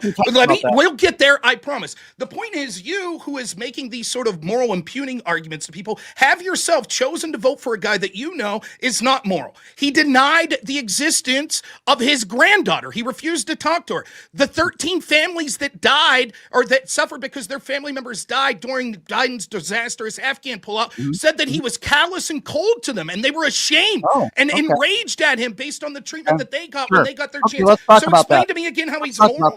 Let's talk about that. can you please tell me what Donald Trump's policy and how it differed from the policy of Joe Biden with the Afghan What aboutism have to do with him being cold to Gold Star families? Joe, excuse me. First of all, if you want to talk about Gold Star families, you brought it up, not me. Okay, I'm happy to have that conversation with you. First of all, you brought up the Afghan pullout. According to Bolton and others that were in Trump's administration, his pullout was the same. He also negotiated a deal to release 5,000 Taliban terrorists. I will also say that Donald Trump, according to General Kelly, I believe, Donald Trump called those that served in our military suckers and losers. No proof of this. It's here. General Kelly's. Okay, so I assume General Kelly's lying. Did they show it in a court of law? No, they didn't. But that was a statement. Okay. Then according to your standard, it doesn't matter. So, Rob, there's a little difference between a statement that I never said was against the law and a crime. I just wanted to be very clear on that. Like Hunter Biden saying, I work for the spy chief of China? Hold on. There is a difference between a statement and an actual crime. Now, who was it that said they didn't respect John McCain because he was captured? That was Donald Trump. That was What Donald do you think Trump. about that statement? What do you think about that? It's not the best statement, but McCain did so for other reasons. I respect his military. You asked a question, right? Okay. No, let me answer. Yeah, I'm not the biggest fan of that. And certainly there's a claim to be made of Donald Trump that he's a little too hyperbolic with his language. That's fine. You just admitted that you like to joke about Donald Trump, even when he's being moved. Joe Biden was. He joked and you accepted that joke about Trump being moved to a bunker. Okay. The point I'm trying to make, though, is this was all about Gold Star families. Hold on. Let me tell you where. Let me finish. Rob, you're trying to compare. You're trying to compare. It has nothing to do. Let me explain. You're trying to explain. Hold on, Rob. I'll give you the time. You're trying to compare a joke of somebody saying, go back in the bunker, to somebody crapping on somebody's military service who was a POW for 5 years. That's insane, Rob. It's insane. It was a joke. He was saying, because the joke was, I like people that didn't get captured more because he doesn't like John McCain. But by the way, John McCain listen, I'm going to get to the point that I was trying to talk about, right? When it comes to the Gold Star families, we actually have, unlike with Trump, other than John McCain, we have 13 service members' families that died tragically because of the actions of Joe Biden, who said that they were treated like garbage by Joe Biden. Care to respond? Or are you just going to have whataboutism? What do they say? Let me finish. The framing for this debate is you're saying it's immoral for me to even consider voting for Donald Trump. You could have chose to not vote for Trump and not vote for Biden, and yet you still supported Biden and would continue to have supported him even after he insulted these Gold Star families. How did he insult the Gold Star families? So all kinds of things. They weren't paying attention to him. He was watching it, looking at their watch. Was it? Excuse me. Hold on. So you don't believe the families? You don't believe them. Tell us why you're right and they're not. Hold on. You just said looking at his watch. Are you effing kidding me, Rob? No. Are you effing kidding me? No. The guy looks at his watch, and you want to say because of that, he was crapping on 13 families? By the way, he was at the funeral. Can you name me? Let's talk about this. Over 150 150 soldiers died Donald Trump's first go-around when he was president of the United States. Can you name me one of those funerals he went to? No, I don't know. And now I would like you to. You don't know because he didn't, Rob. Okay, now I want you. If those Gold Star family members came on, you would tell them to their face they're lying, that Joe Biden didn't disrespect them? Which family are you referring to? And there were 13 of them. And give me a quote. And I'm telling you that they said all kinds of things. That he was purposely. You don't even know what they said. You're just making stuff up. I do know what they said, right? They said. Give me a quote. I'm trying to give you a quote, but you're spurging out. I'm telling you, some of the things they said were that he was not paying attention and seemed in a hurry to get out of there. He wasn't looking them at the eyes, right? It was clear that he didn't care about them. He didn't know their names. He didn't directly talk to them at the funeral. And what's it matter what my interpretation of this is? These 13 let me finish. These 13 family members are insulted by Joe Biden. And I want you to tell me, let me finish. I want you to tell me. I want you to tell me why you, who weren't there, knows more than these families that they weren't insulted. So how many you said 13 families. So all 13 family members were upset because apparently Joe Biden wasn't looking at them in the eye. No, they had other things to say. What does it matter? I find it great that you're belittling. You claim to be this moral high horse, but you're belittling these families who lost service members, and you're laughing. You think it's funny? You're laughing. No. You think it's funny? You're laughing. You're laughing at you. I want you to explain them. I want you to let me finish. Let me finish. No. I want you to explain why you're laughing at these family members that felt insulted. Explain. I'm going to tell you. First of all, what's so funny about it. Rob, you got to be quiet and let me respond. Okay. So here's why I'm laughing. Let me be very clear on this. Let me start by saying this. It's insulting what you're saying. I don't like Ron DeSantis. I don't like J.D. Vance. I hate a lot about them, but I would never crap on their military service. Let me be very clear. I'm laughing at you. And the reason why I'm laughing at you, Rob, with all due respect, is because I just talked about not only Donald Trump, who is the draft dodging coward, and Donald Trump, who I believe he did say suckers and losers based on a general. Okay. You can disagree. You can not believe that. That's okay. The reason why I'm laughing at you, Rob, is because you're making the case that somebody in a family claimed that the reason why Joe Biden was disrespecting them is because, quote, he looked at his watch and he wasn't looking at them in the eye. Now, what I am doing, Rob, hold on. What I am doing, Rob, is I'm giving you actual quotes and things that Donald Trump has said. Forget about the suckers and losers comment for a moment. Things that Donald Trump has said, like the thing he said about John McCain not being captured, which we both agree was awful. I think you would agree that's awful. Can you name me something that Joe Biden has said in his political career about our brave men and women in uniform, or in this case, a POW, somebody that was tortured, that rises to the level of Donald Trump saying, I tend to respect people who were not captured? And I'm not talking about looking at his watch for a half a second, which is absurd and embarrassing, or quote, a family member who I feel horrible for that has lost a loved one. I'm sure they were very upset and very angry, and my heart goes out to all 13 family members. But an alleged family member, you don't know the name, you don't know who it is, who said, quote, he didn't look us in the eye and he looked at his watch. So can you name me something else that rises to the level, Rob, of telling somebody you don't respect them because they were captured? Yes, the pearl clutching over Trump's joke and you not liking his language is irrelevant to how these actual individuals felt by Joe Biden. Christy Shamblin, mother-in-law of Marine Sergeant Nicole Gee, stated Joe Biden's refused to acknowledge her sacrifice. Darren Hoover, father of Staff Sergeant. Let me finish. I give you plenty of time. You're not giving me anything. I want to go one step at a time. Okay, go ahead. Okay, so read that first statement again, and then let's discuss it. Go ahead. She refused to acknowledge, recognize the sacrifice of their daughter. How? How did he refuse to recognize? What does it matter? Is her feelings incorrect? I want to know what she thinks Joe Biden did to disrespect her family. So it's just a statement, and we don't know what does it matter? It kind of matters a little bit. I can say, well, he gave me a Diet Coke. He didn't give me a regular Coke, so he's disrespecting me. I want to know exactly what Joe Biden did that would lead her to feel that way. I think that's a very fair question. See, I think the fact that you want to belittle how these Gold Star families. I'm not belittling anybody, Rob. Okay, what I'm doing is I'm actually amazed at that you're trying to make a comparison between the two. You have a family member who lost a loved one that felt disrespected. You don't know what Joe Biden did. All you've given me is that he looked at his watch for half a second and he wasn't looking at them in the eyes, which is insane. That's not true. The idea that I don't know the exact behavior and context of everything that he said and did. Let's say he said nothing. Let's say he didn't acknowledge them. Would you say that's okay? That's okay. He didn't say anything negative. These people, do you agree that these 13 families felt disrespected? Yes or no? I don't know that. I don't know that. Okay, you want to keep reading then? We keep reading about Darren Hoover, father of Staff Sergeant Taylor Hoover, said Biden's actions were, quote, the most disrespectful thing I've ever seen. What did he do? Biden of having blood on his hands. Ask Darren Hoover, bring him on your show. So the blood on his hands statement is he didn't like the withdrawal, as I've mentioned earlier, which apparently you did not listen to what I said. And I asked you, what was Donald Trump's withdrawal that was any different than Joe Biden? So the blood on your hands comment is a policy thing that obviously he disagrees with, and he lost a family member, which is horrible. I can understand why he would be upset at that. That is not behavior and statements like what Donald Trump has made. Policy is very, very different. So please give me another example. Yes, talking directly about a politician that's going after you and telling a joke is not as bad as disrespecting service people that are grieving the loss of their family because of a disastrous decision that you made. You saying that you need to know exactly what Joe Biden said to make these people feel disrespectful is belittling them. And what it is it's showing that the moral standard that you set, and this is the problem, because with this whole discussion, we're not talking about the actual policies. You want to bring it back to Andrew Wilson. Let me finish. Absolutely. You want to bring it back to Andrew Wilson so many times as you have. Here's why ethics were so important in that discussion, not to mention it was the topic of the debate agreed to beforehand based on the text that we've seen.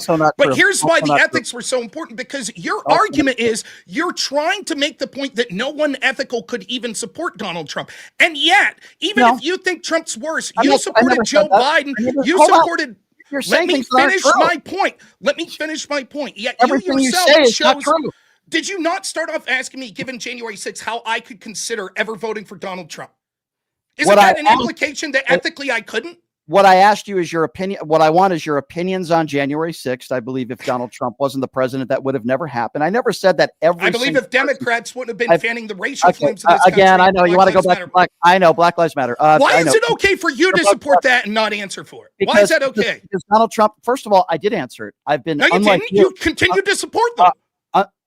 I support what? The violence? You supported Kamala Harris that promoted a bail fund. You supported Joe Biden that made fun of Trump for being moved. Okay, you supported the Democratic Party that pushed the lies that led to this. What lies? What lies? What are you talking about? The lies that the people, Democrats that were polled, said that over 50% of them thought that over 1,000 Black Americans a year were unarmed, shot, killed by police. The real number was something like 12.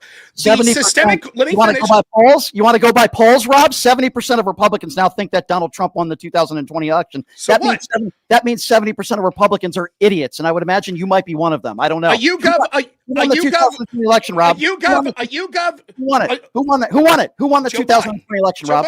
Who won a free and fair election in 2020? Okay, so in 2018 YouGov poll showed that over 50% of Democrats thought that Russia hacked voting machines to cause Trump to win. Okay, so Russia did interfere in our elections. That was proven in a court of law. Over 50%. No. Over 50% thought that Russia hacked voting machines. Okay, how many people did they poll? It doesn't matter. How many? No, it does actually. So it doesn't matter. So you can poll. Hold on. No. Hold on. So Rob, you can poll 10 people, and that is the evidence that you would provide if 5 people said that. And you're telling me right now in a poll, it doesn't matter, according to Rob, how many people are polled. Rob, let me ask you again. In that poll where you're claiming 50% of Democrats claimed that Russia interfered in our election, is that what you said? Or what was it exactly? Over 50% said that Russia hacked voting machines. Okay, got you. So how many people were polled in there? Can you please give me that? Yes, you're not going to believe it, but it was the exact same number that were polled in the poll you just cited, saying how many people didn't trust. What poll was that from? At least I gave the name of a poll. Sure. Fox News, CNN, and MSNBC. How many people polled in those polls? According to the Fox News poll, what I recall, 10,000 people were polled. Show it. Okay, I will happily send you that email, Rob. So in your poll, how many people were do you have that information? I don't believe that you're accurate about the numbers. I think that you're talking now. You're lying. You brought up a poll. Now I'm remembering. 17,383 people were polled. So in that poll, you're saying that 7,000 or 8,000 Democrats thought that Russia. No, I'm saying it was more than half. So it was actually 8,924 that said that Russia hacked machines. Gotcha. So how do you respond to that? Gotcha. Obviously, they were wrong. Obviously, well, how did they get that mindset that happened? Was it because of the Russia collusion hoax that was pushed? So first of all, as far as Russia and as far as the report, the Mueller report, a lot of people would say a lot of the stuff that was in that report wasn't a hoax. Okay, there were a lot of stuff. Give me examples. Well, I would tell you that there were at least 10 examples of Donald Trump interfering with the investigation, and actually Mueller. What's that have to do with the original accusation? I'm talking about the Mueller report. Russia also hacked into Facebook and other internet media platforms. That was proven by the FBI. In what way did they hack? Well, you could look at the report. I can tell you it's in the report. You know about it. I have the Mueller report right here. Tell me how they hacked it. They were putting forth propaganda, and that's it was not hacking, is it? Okay, so it was proven in the Mueller report. Now, I want to talk about No. Let's now see. This is what you want to do. Let's talk about this. Fine. This is an argument good for you. Okay, first you said that they hacked. Then you said that they were putting forth propaganda. How much money did they spend on that propaganda for Facebook and Pokemon Go? How much money did Russia spend on? Correct. On it? Is that what you're asking? In an election that cost billions of dollars, how much money did they interfere with these does it ads? matter? What does it matter how much money they spent? That's a really weird question. First of all, the implication, the money they spent, if you're alleging that this was so nefarious, an election that had, let me finish, an election that spent over $1 billion for both sides combined, how can we really claim that there was any amount of credible Russian interference to the extent that they spent $100,000 on ads on Pokemon Go and Facebook? First of all, I don't know why you keep bringing up Pokemon Go. Because that's what the Mueller report says, right? So the Mueller report also said that Russia did interfere. Here's one way they did. Who do you think interfered more in that sense? You're the one who made the case. Let me finish. What interfered more, $100,000 of ads on Pokemon Go or Facebook, or the BBC, official UK media that was all in for Hillary Clinton in 2000? Was that interference from UK? The reason why I brought this up to begin with is because you talked and said that it was a hoax, and I said there's a lot of people. Okay, well, you have the right to believe that, even though that's not true. Did they illegally spy on Trump's team through FISA warrants? Okay, so if you want to go a dive deep into spying and all this other stuff, we can do that. Sure, let's do it. Sounds good. But what I wanted to do with you is I wanted to talk about some policy stuff instead of the Mueller report and Russian interference. I understand wanting to run from it after you've been disproven. That's fine. But listen, I was prepared. Hold on. You just said I was disproven, which is stupid. Okay. Yes, so the interference that you can come up with calm down, Rob. on Pokemon Go. Don't spurge out, Rob. Calm down. Okay. So first of all, you said it was an entire hoax. There are a lot of people that would claim in the Mueller report there was a lot of stuff in there that is not. Show me the charges. If you're alleging criminality, show me the charges. Where did I say criminality? Oh, so you're just saying that Russia did things that weren't criminal. People in the Trump administration did things that weren't criminal. You said it was an entire hoax. There's a lot of things in the report, including Russia interfering. Now, I don't think it actually changed the outcome of the election. And unlike people like you, when an election is over, I accept it, even though I don't like the. That's not true. Like the outcome. Okay, well, when Donald Trump wins, everything is just fine and everything went great. But when Donald Trump loses, it was rigged. Rob, I find that a little strange, don't you? No, every time the Democrats lose a big national election, they also claim that it was rigged. Yes, let me finish. Okay, so let's talk about it. 2000, Gore v. Bush, rigged? Gore conceded after he used all of his legal. It does matter. It's called a democracy, dude. Al Gore conceded the election, and that was down to 100 to 200 votes in certain districts. Was the election stolen is the question I have for you. Al Gore has never said on the record that it was stolen, okay? So that's. Do you think the election was stolen? That's the question I have for you. I don't. Good for you. Hold on. Al Gore conceded. Kamala Harris conceded. Hillary Clinton that day conceded. And the orange orangutan 34-count felon liable sexual abuser who bragged about going into teenage locker rooms that you support is the guy to this day and the only president in American history that says it's rigged, it was stolen, with no widespread voter fraud evidence. So don't you dare bring up Al Gore. There is zero comparison. The man conceded after he used all of his legal options available. It was down to a couple hundred votes, and there's nothing comparable to that than what happened. And by the way, there wasn't an insurrection either, dude. So stop it with your BS, trying to compare apples to oranges, which is what you've done in this entire debate. Now let's get to actual. I'm going to respond. I'm going to respond to this first. I was making the point that Democrats routinely, when they lose national elections, claim that it was cheated. Al Gore's, the Democrats surrounding Al Gore, Hillary Clinton still. Let me finish. Al Gore or Hillary Clinton still says the election was stolen from her. No, she didn't. And here's the point. That's she absolutely did. She absolutely did. And I'll get to the quote. I'll get to the quote in a second. However, what I'll say this is it's interesting that you think that words are magical. Like Hillary Clinton say, I concede, and then concocting a plan that allowed the FBI with her help and her team's help to illegally spy in the Trump administration a hamstring. You say that's perfectly fine because she said the words I concede. It's nonsense. They didn't concede. They just said the words, and then they enacted a plan to basically engage in a coup. Did they illegally spy on Trump? Yes or no? Did they illegally spy on Trump's team? Was Hillary Clinton an elected official at that time? No. So? Okay. So if you're not an elected official, you can still pressure the FBI to investigate somebody? Yes. And where is your evidence that Hillary Clinton pressured the FBI and the reason why they were spied upon was because of Hillary Clinton? Anything proven that you can share with us? Because that's news. We absolutely know through all the underlying documents that Hillary's team was in direct connection with the Steele report. The Steele dossier. Oh, the dossier report. So you want to talk about the dossier report now? Was that from Hillary's team? Very interesting. Wait. You just act like that's impossible. Was the Steele dossier from Hillary's team? I didn't ask you about Hillary's team. You said that Hillary Clinton pressured the FBI, and the reason why Donald Trump was investigated was because of Hillary Clinton. No, it was because of working with Hillary Clinton's team. Correct. Okay, so you said Hillary Clinton, and now all of a sudden you're moving the goalpost to Hillary Clinton's team. Okay, all right, let's try to talk about some things that are actually relevant. Okay, just to be clear, we're moving on from that. I get it. we're moving on from that. I get it, because we do know that that wasn't actually a concession. Her team that sabotaged Trump's administration. Will you at least admit this for your audience? Will you admit that at least 2 of the FISA warrants used by the FBI using evidence that was opposition research paid for by Hillary's team were illegal? They illegally spied on Trump's team. Will you admit that? Who was convicted of that? It doesn't matter. They've admitted that it was illegal. Okay, Define illegal. So illegal, if you do something illegal, allegedly, we'll use that term, you're charged, and it has to be proven in a court of law. That's not true. The FBI itself admitted that the warrants were illegal. So, Rob, the way this country works is if you allegedly do something illegal, it has to be proven in a court of law. I can say, Rob, I think you do something illegal. Doesn't make what you're doing illegal. There has to be a charge and then a conviction, Al. I'm sorry, I pronounced your name wrong, Rob. Okay, so now we can move on to something else. That's not true. You're fundamentally misunderstood. First off, not everything that's illegal would be a criminal charge. Secondly, there are tons of things that are illegal that never make it to court. Third, the FBI itself, including James Comey, admitted this, that these were illegal FISA warrants. Why can't you admit it? So I'll repeat it once again, just because you think, in your opinion, something is illegal. In this conversation, you've talked about the Steele dossier.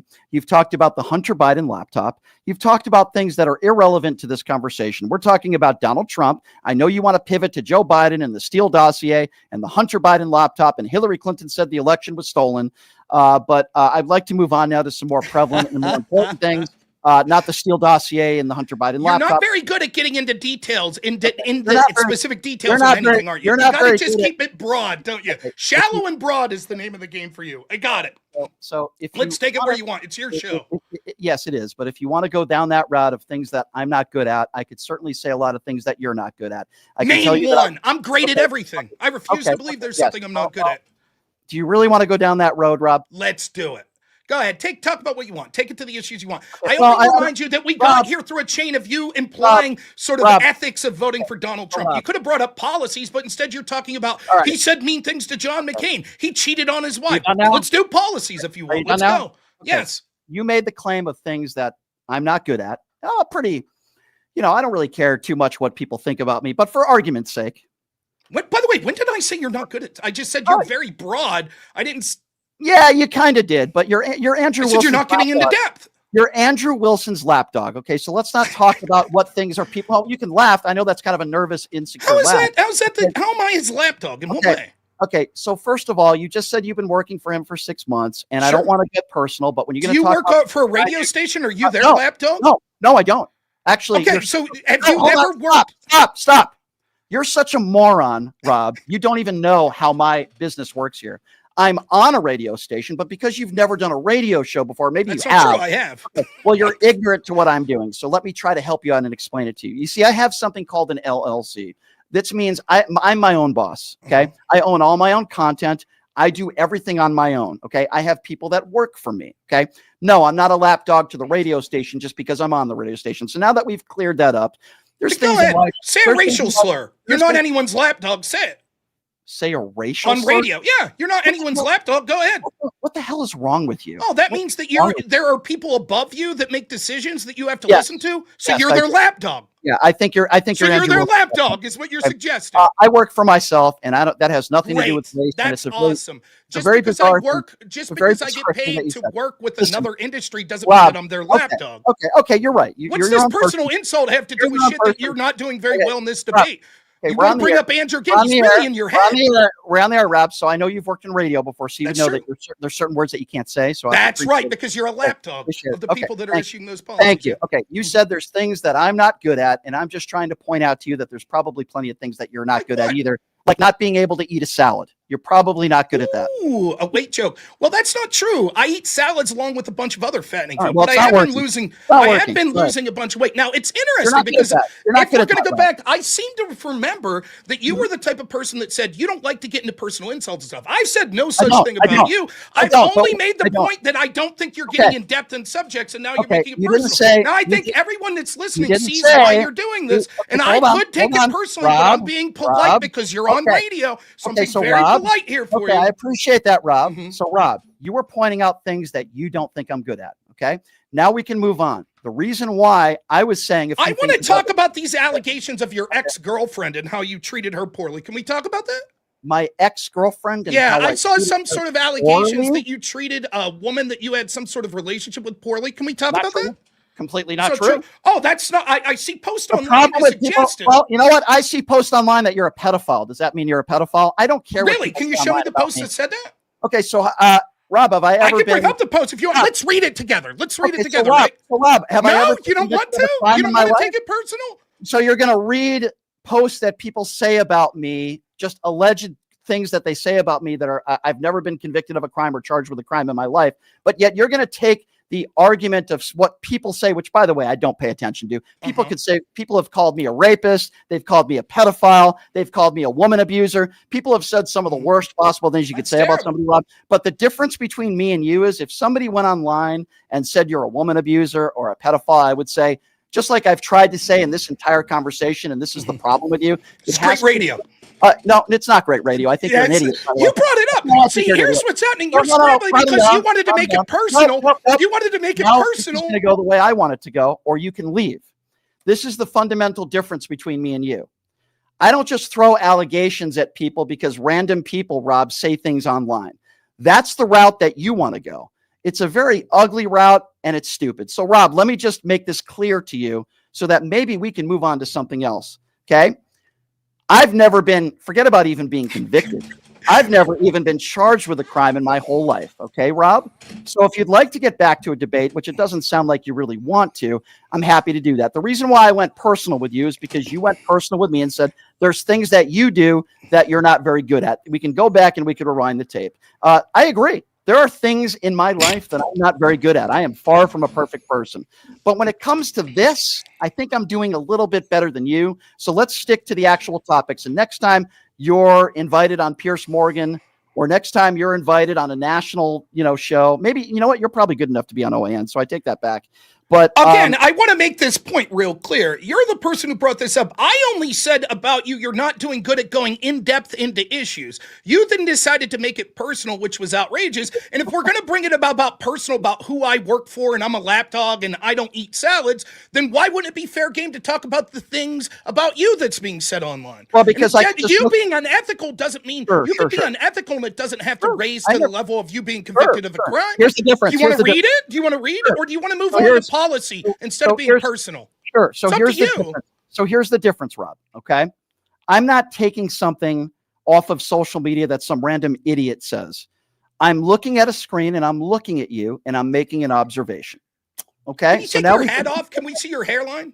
Will you take your shirt off? If you take your shirt off right now, I'll take my hat off. Is that a deal? What's that have to do? There's obviously clear implications between. If you take your shirt off right now, I'll take my hat off. Okay, why do you want to see me without a shirt on? Wow, look at that. Holy shit, I can barely see. You just said a swear again. Turn that light down. Turn that light down. Holy shit. You just said a swear. You just said a swear 2 times. I've asked you multiple times to not swear on the air, and you've swore on the air again. I'm showing you that I am not an insecure person. Now, would you like to take your shirt off or not? No, I'm not going to take my shirt off. I know that's something that you would be interested in. No, I'm not. I'm married. I'm married, Brian. Thank you, though. You're interested in what's underneath. I'm married, Brian. Thank you so much. So now, Rob, why don't you take off your shirt? I appreciate you hitting on me. I'm not looking for. If I had a fetish for overweight middle-aged dudes who don't know how to have debates, who are lapdogs for Andrew Wilson, then maybe I would want to take you out on a date. Listen, this has gone very well. I appreciate you coming on, Rob. For the record, by the way, even though I decided not to do it, Rob was one of those people that wanted to debate me in Phoenix, and I said, okay, I'll ask some people around. And many people that I spoke to said that you don't have a following. Nobody knows who you are. And Alex Stein decided to debate me. And I said, okay, Alex is a good guy. He's got a following. You're the one who was willing to go to Phoenix to debate me. And I'm the one who told you in the end, I don't want to debate you because I think you're a jackass. And I'm saying that now live on the air. You're not a serious person. It's okay to have differences of opinions. I certainly don't mind that at all. In fact, that's why I wanted you to come on. But every single time I bring up January 6th, Rob, if you're still there, every single time I bring up January 6th, you bring up Black Lives Matter. You're just like Andrew. Every single time I bring up the things that Donald Trump has said or done when the debate's supposed to be about Donald Trump. You want to bring up the Steele dossier. How many live viewers do you have right now? You want to bring up Joe Biden. How much do you weigh, Rob? How much do you weigh? I weigh about 258. How many live viewers do you have right now? And you're like what? You're like 5 feet tall, Rob? I'm 5'8". Thank you. 5'8". Yeah, you're in great shape, Rob. Okay, So, I'm in poor shape. Well. And you said that you have such a bigger audience. Okay, this is what I do. And I'm happy to be able to drive to work every day and do this. And I appreciate you coming on. But at the same time, not a very good faith conversation, Rob. So you will not be debating me in Phoenix, Rob. I know you're dying to get some clout and debate some people, but you will not be debating me. So maybe you as the master debater can debate somebody else, and you could talk about Black Lives Matter and the Steele dossier and Joe Biden, telling Trump to go back into the bunker. Those are very good debating talking points, Rob. You're very good at what you do. I appreciate you coming on. And, anytime you read something on social media, it must be true. You're a very intelligent person, Rob. I do appreciate you coming on. I'm trying to compliment you, by the way. I'm trying to end this conversation with a compliment. Now, I know you and Andrew will do 10 videos about me, and you'll dissect this because you don't have any other material to talk about. By the way, on this show, I've interviewed Robert F. Kennedy Jr., Caroline Leavitt, Vivek Ramaswamy, just to name a few. What is the biggest guest you've had in the last 6 months, Rob? The biggest guest I had? How about sitting Congressman Dan Muser, sitting Congressman Clarence Thompson? Wow, those are huge gets, Rob. So I'm just telling you, as a left-leaning host, I've had 20 times the caliber of guests that you have. And by the way, I get them on my show pretty much every day. Unfortunately, you're the bottom of the barrel. I mean, my goodness, you have it so. Get him off. You have such a low self-esteem. You're not going to be debating me in Phoenix. Eat a salad and have a nice day. The number to call is 702-221-7283. Again, that number to call. I tried to get Rob to take his shirt off because I took my hat off. I'm not an insecure guy, right? I don't care. I like wearing hats. I've been wearing hats since I was 25 years old. And by the way, I had hair when I was 25 years old. So I just figured I would, he would return the favor and take off his shirt. I thought that would be a nice viral moment. I was trying to be funny, and Rob clearly doesn't have much of a sense of humor. I also told him not to swear on the air. He swore on the air multiple times. So that was breaking the agreement that we had. But I'm not really surprised. Anybody that is associated with Andrew Wilson, that's the kind of way they debate. You bring up January 6th, they bring up Black Lives Matter. Now what Rob will do, because he doesn't have any material, he had some congressman that I've never heard of before. That's his big get, because nobody wants to go on his stupid podcast. So unfortunately, or fortunately, you guys had to listen to that for about an hour. But now I want to take your phone call, 702-221-7283. By the way, Rob is going to do material, and he's going to talk about me, and he's going to do, YouTube segments, and I'm sure Andrew will do YouTubes. And by the way, I don't have anything against Andrew, by the way. I don't. I don't agree with him on a lot of different issues, but if Andrew wants to do another debate, I'm happy to do it. I don't have anything necessarily against Andrew, and Andrew said he doesn't have anything necessarily against me. But there's a reason why this guy doesn't have much of a following, and nobody knows who the hell he is. You just learned it. 702-221-7283 is the number to call. And again, that number, if you want to be part of the conversation, 702-221-7283 is the number to call. All right. Justin, what do you think? Who should we go to first here? Go to Brian. Brian is first up on PTL. What's up, Brian? Hey, Brian, go right ahead.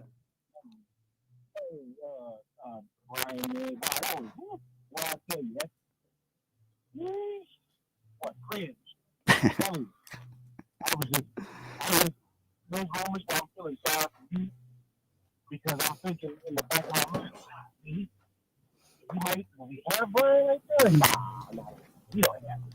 And then you come back and dunk his head in the pool. Well, because he's a clown. I mean, listen, anybody who goes on social media and see, people say everyone talks crap on social media and says some pretty vile things. But, I've been called rapist. I've been called scammer. I've been called womanizer. I mean, you name it. It comes with the territory of the job. And I've learned to accept that.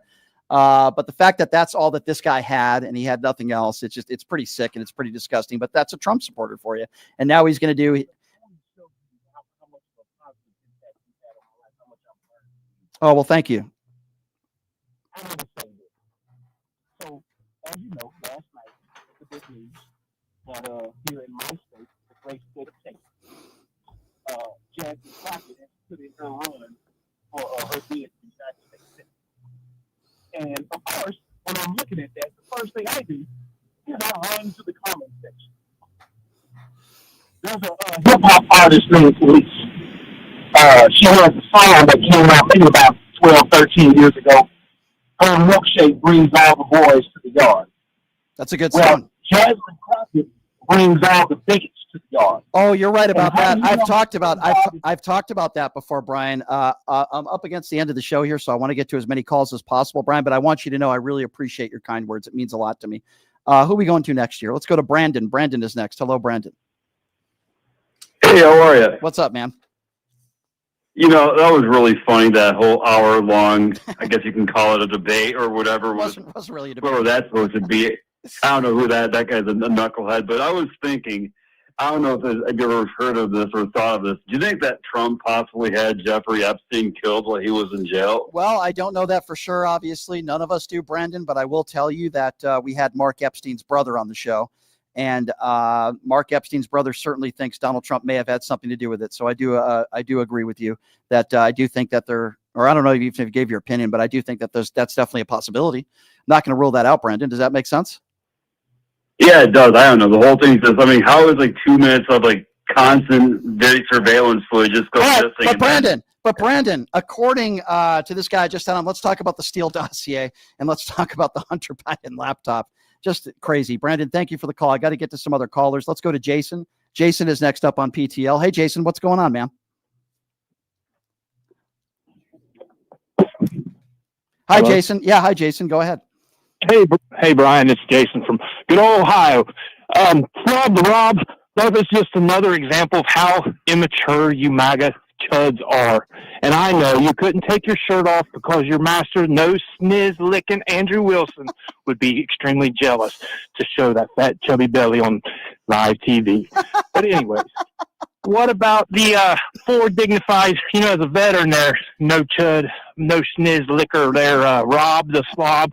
What about the 4 dignified transfers of the soldiers that Trump went to out of the 96 in his first term? You know why, Rob? Because he's a piece of trash. Agree. Just like all of you other maggots. And you are a prime example as to why the American people cannot stand you maggots.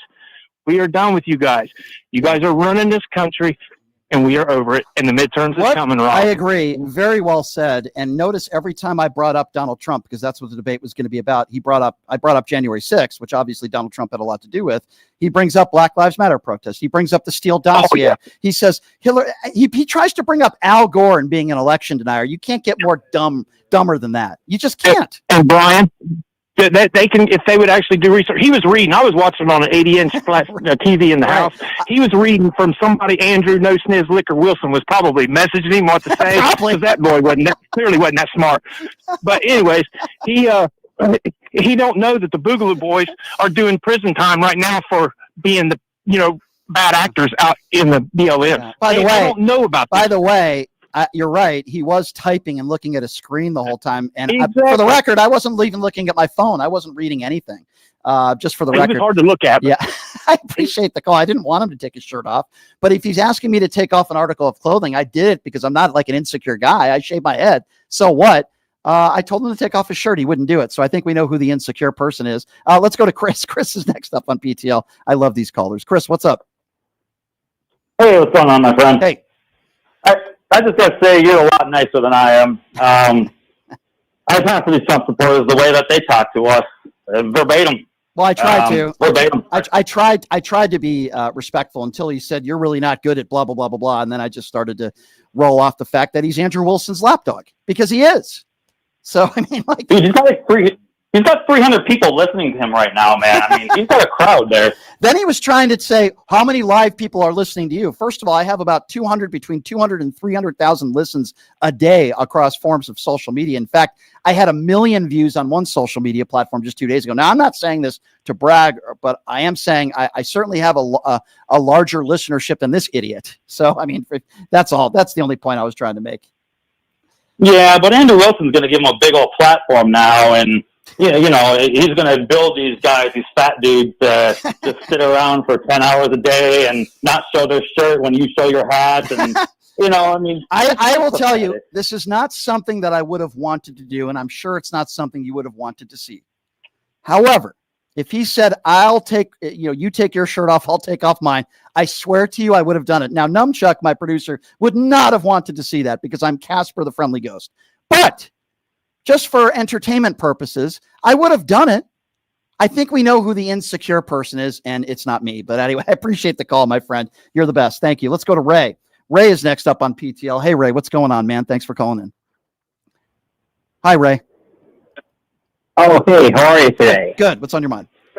Hey, so I was watching that one interview you had about Donald Trump on January 6th, and it took him 4 hours. I mean, what was he supposed to do anyway? I mean, sure, let me get in. Time. Sure. What was he supposed to do? Well, an hour into it, when he was asked by multiple members of his administration to put out a video, he refused to do so. So instead of sitting on his ass, we learned it in the January 6th Commission for 4 hours. You put out a video and you say, stop the violence. Violence is not the answer. Go home. It took him 4 hours to put out a video. And in that video, while he said go home, he praised everybody. He called them all patriots. So yes, there's probably a little more the president could have done. Oh yeah, and by the way, the president was able to call out the National Guard to Washington, D.C. at his prerogative. Why didn't he do it on January 6th? Well, I mean, what's he supposed to do? I mean, I just told you. So you think 4 hours is sufficient to put out a video? You don't think maybe he should have put out a video before then? I mean, he should have done. Wait, can you laugh again? Did I see you on that show To Catch a Predator? Can you laugh one more time? Have you ever met Chris Hansen? Wow. Sir, are you allowed within 100 feet of a school? Be honest. Please be honest. Are you? I've never tried Chris Hansen. Do you have any nephews or kids? That's my Tucker Carlson laugh. I think it's the best laugh. Thank you. You're a very serious caller, sir. Thank you very much for calling in. I appreciate it. That might be the creepiest laugh I have ever heard in my life, and I've heard some very creepy laughs. And I'll be honest with you, I think tying that laugh with that last caller is Rob Knorr. Did you hear that guy laugh? That was very creepy as well. All right, who are we going to next year? Let's go to Casey. Casey's next on PTL. What's up, Casey? Hi, Casey. Go right ahead. Hey, B, that's 50 minutes of my life I'll never get back. Holy cannoli. You owe me. Listen, B, let me explain to you, all right? These libertarians, MAGAs, conservatives, whatever you want to call them, all right? The reason why they support Trump is because they want to demolish government, which he has done. They'll never admit it, okay? They don't care if their wages or 401k is taken away. They don't care that they're going to be homeless as long as these dismantled government, and that's what Trump is doing, overreaching and pushing the Constitution beyond its limits. And he knows that he's got the Supreme Court in his backyard, in his back pocket. And I love you, buddy, but I don't know why you waste your time with these clowns, because you had a biggest opportunity. I wish I was rooting for you, B. I was going, please mention Marco Rubio bought the dossier originally. I was like, damn it. The reason why I didn't bring that up is because this guy is so ignorant to facts. And every single time I did bring up a fact, which I did know that about Marco Rubio, every single time I did bring up a fact, he would pivot to something else. If you notice, that's what they do. Black Lives Matter. He tried to compare Joe Biden making a joke about Donald Trump going in the bunker to Donald Trump mocking a POW service to this country. I mean, he compared apples to oranges the entire debate. Brian, all you have to say about Black Lives Matter is the reason why Black Lives Matter originally was a peaceful protest until a bunch of hoodlums hijacked and started, looting all this other stuff, was to bring awareness to the rampant police brutality in our country. Sure. And the reason why the original police were slave catchers. They were. Listen, I agree. I completely agree with everything you just said, my friend. I completely agree. He's not smart enough to understand that. That's apples to oranges. Black Lives Matter versus January 6th. Oh, but Kamala Harris put together a legal fund. You can't have a good discussion with these people. Let's go to John. John is next up on PTL. What's up, John? Hi, John. What's up, Brian? Yeah, go right ahead. Hey, Brian. Hey. I was just seeing if this tracks. So you're mid-40s, no kids, no wife. Why are you insulting other people? Here we go with another Tucker Carlson laugh. So you think if you're in your mid-40s and you don't have kids and you don't have a wife, that you can't criticize other people? Is that your No. You're like, so you're insulting other people. I'm like, who are you to talk, bro? All right. So who are you? So because I don't have any kids, as far as I know, and I don't have a wife. So basically what you're saying is anybody in their 40s or older that doesn't have a wife and doesn't have kids doesn't have the right to criticize other people. Sir, that sounds like a very good insult. Right. Insult. That's what I just said. Insult. That's what I just said. You're saying No, you said criticize. You said criticize. Okay, I so said let's insult. There's two separate meanings. let's rephrase that. So if you don't have kids in the United States of America and you don't have a wife or husband, that doesn't give you the right to insult somebody. Is that? And you're bald. You're bald. And I'm bald. Keyword. Thank you. You're bald. Thank you for the call, sir. I appreciate that. By the way, this is the same guy who pleasures himself to a poster of bald Brian Shapiro every single day before he goes to bed. Don't get me wrong. That's a very intelligent take, sir. This MAGA person's take is, if you're bald and if you don't have kids and you're not married, you automatically don't have the right to insult anybody. Very intelligent take, sir. Thank you so much. Have a very nice day and enjoy yourself to my poster tonight before you go to sleep. Let's go to Beverly. Beverly is next on PTL. What's up, Beverly?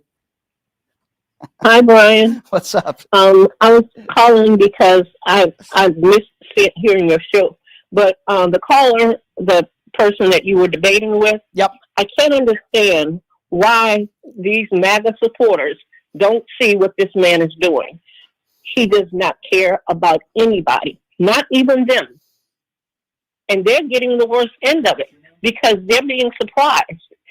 I'm not surprised at anything he's doing, and a lot of Democrats aren't surprised at anything he's doing because he knows what he's doing. Yeah. And that is to try to make himself like Putin and everybody else that has power over the whole country. And it's refusing to accept democracy. Well, that's what that guy is. That's who he is.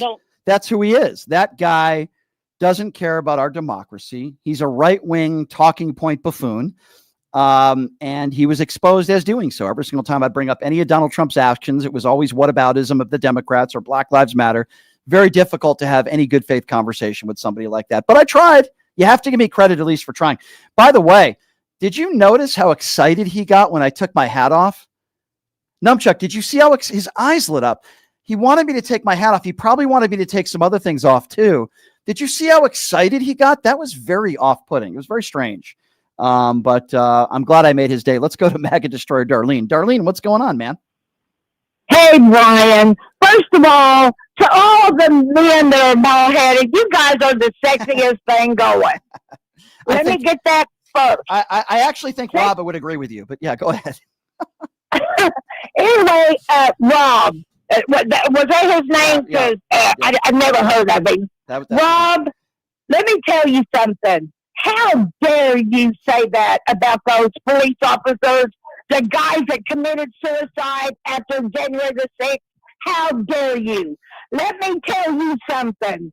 I was abused from 84 to 89, and in 97, I was still feeling the pain, and I tried to commit suicide. Yeah. And I want you to hear that, dude. I'm sorry. That was how many years? That's and horrible. to this day, I still suffer with depression Darlene, because of that. Darlene, I'm so sorry that you've had to go through that, and all PTL Nation is with you, my dear. You know I love you, and I appreciate you calling in, and I'm so glad you're a part of the PTL community. You're a very important part of it, too. Thank you. We got to go to Leonard, right? Oh, we want to go to Jason next? Okay, we'll go to Jason next. Hello, Jason. All right, let me give you give you a little bit of my soliloquy. First of all, that guy is a moron mushroom gobbler, a mushroom gobbler to the 15th power. Let's start off like that. Number two, Marjorie Taylor Greene is an idiot because if she want to talk about death threats, AOC and Jasmine Crockett have to deal with them every day because of Donald Trump and all the black lady reporters as well. But most of all, and please, I'm going to give you something to arm yourself with when anybody else ever brings up Black Lives Matter. Please remember this. Black Lives Matter only became because of Emmett Till, the 4 little girls in Alabama that got their church bombing, Breonna Taylor, Trayvon Martin, Shamir Rice. All these people died before Black Lives Matter, and there was no Black Lives Matter. Until we seen a cop put his knee on the neck for 9 minutes, then Black Lives Matter was birthed.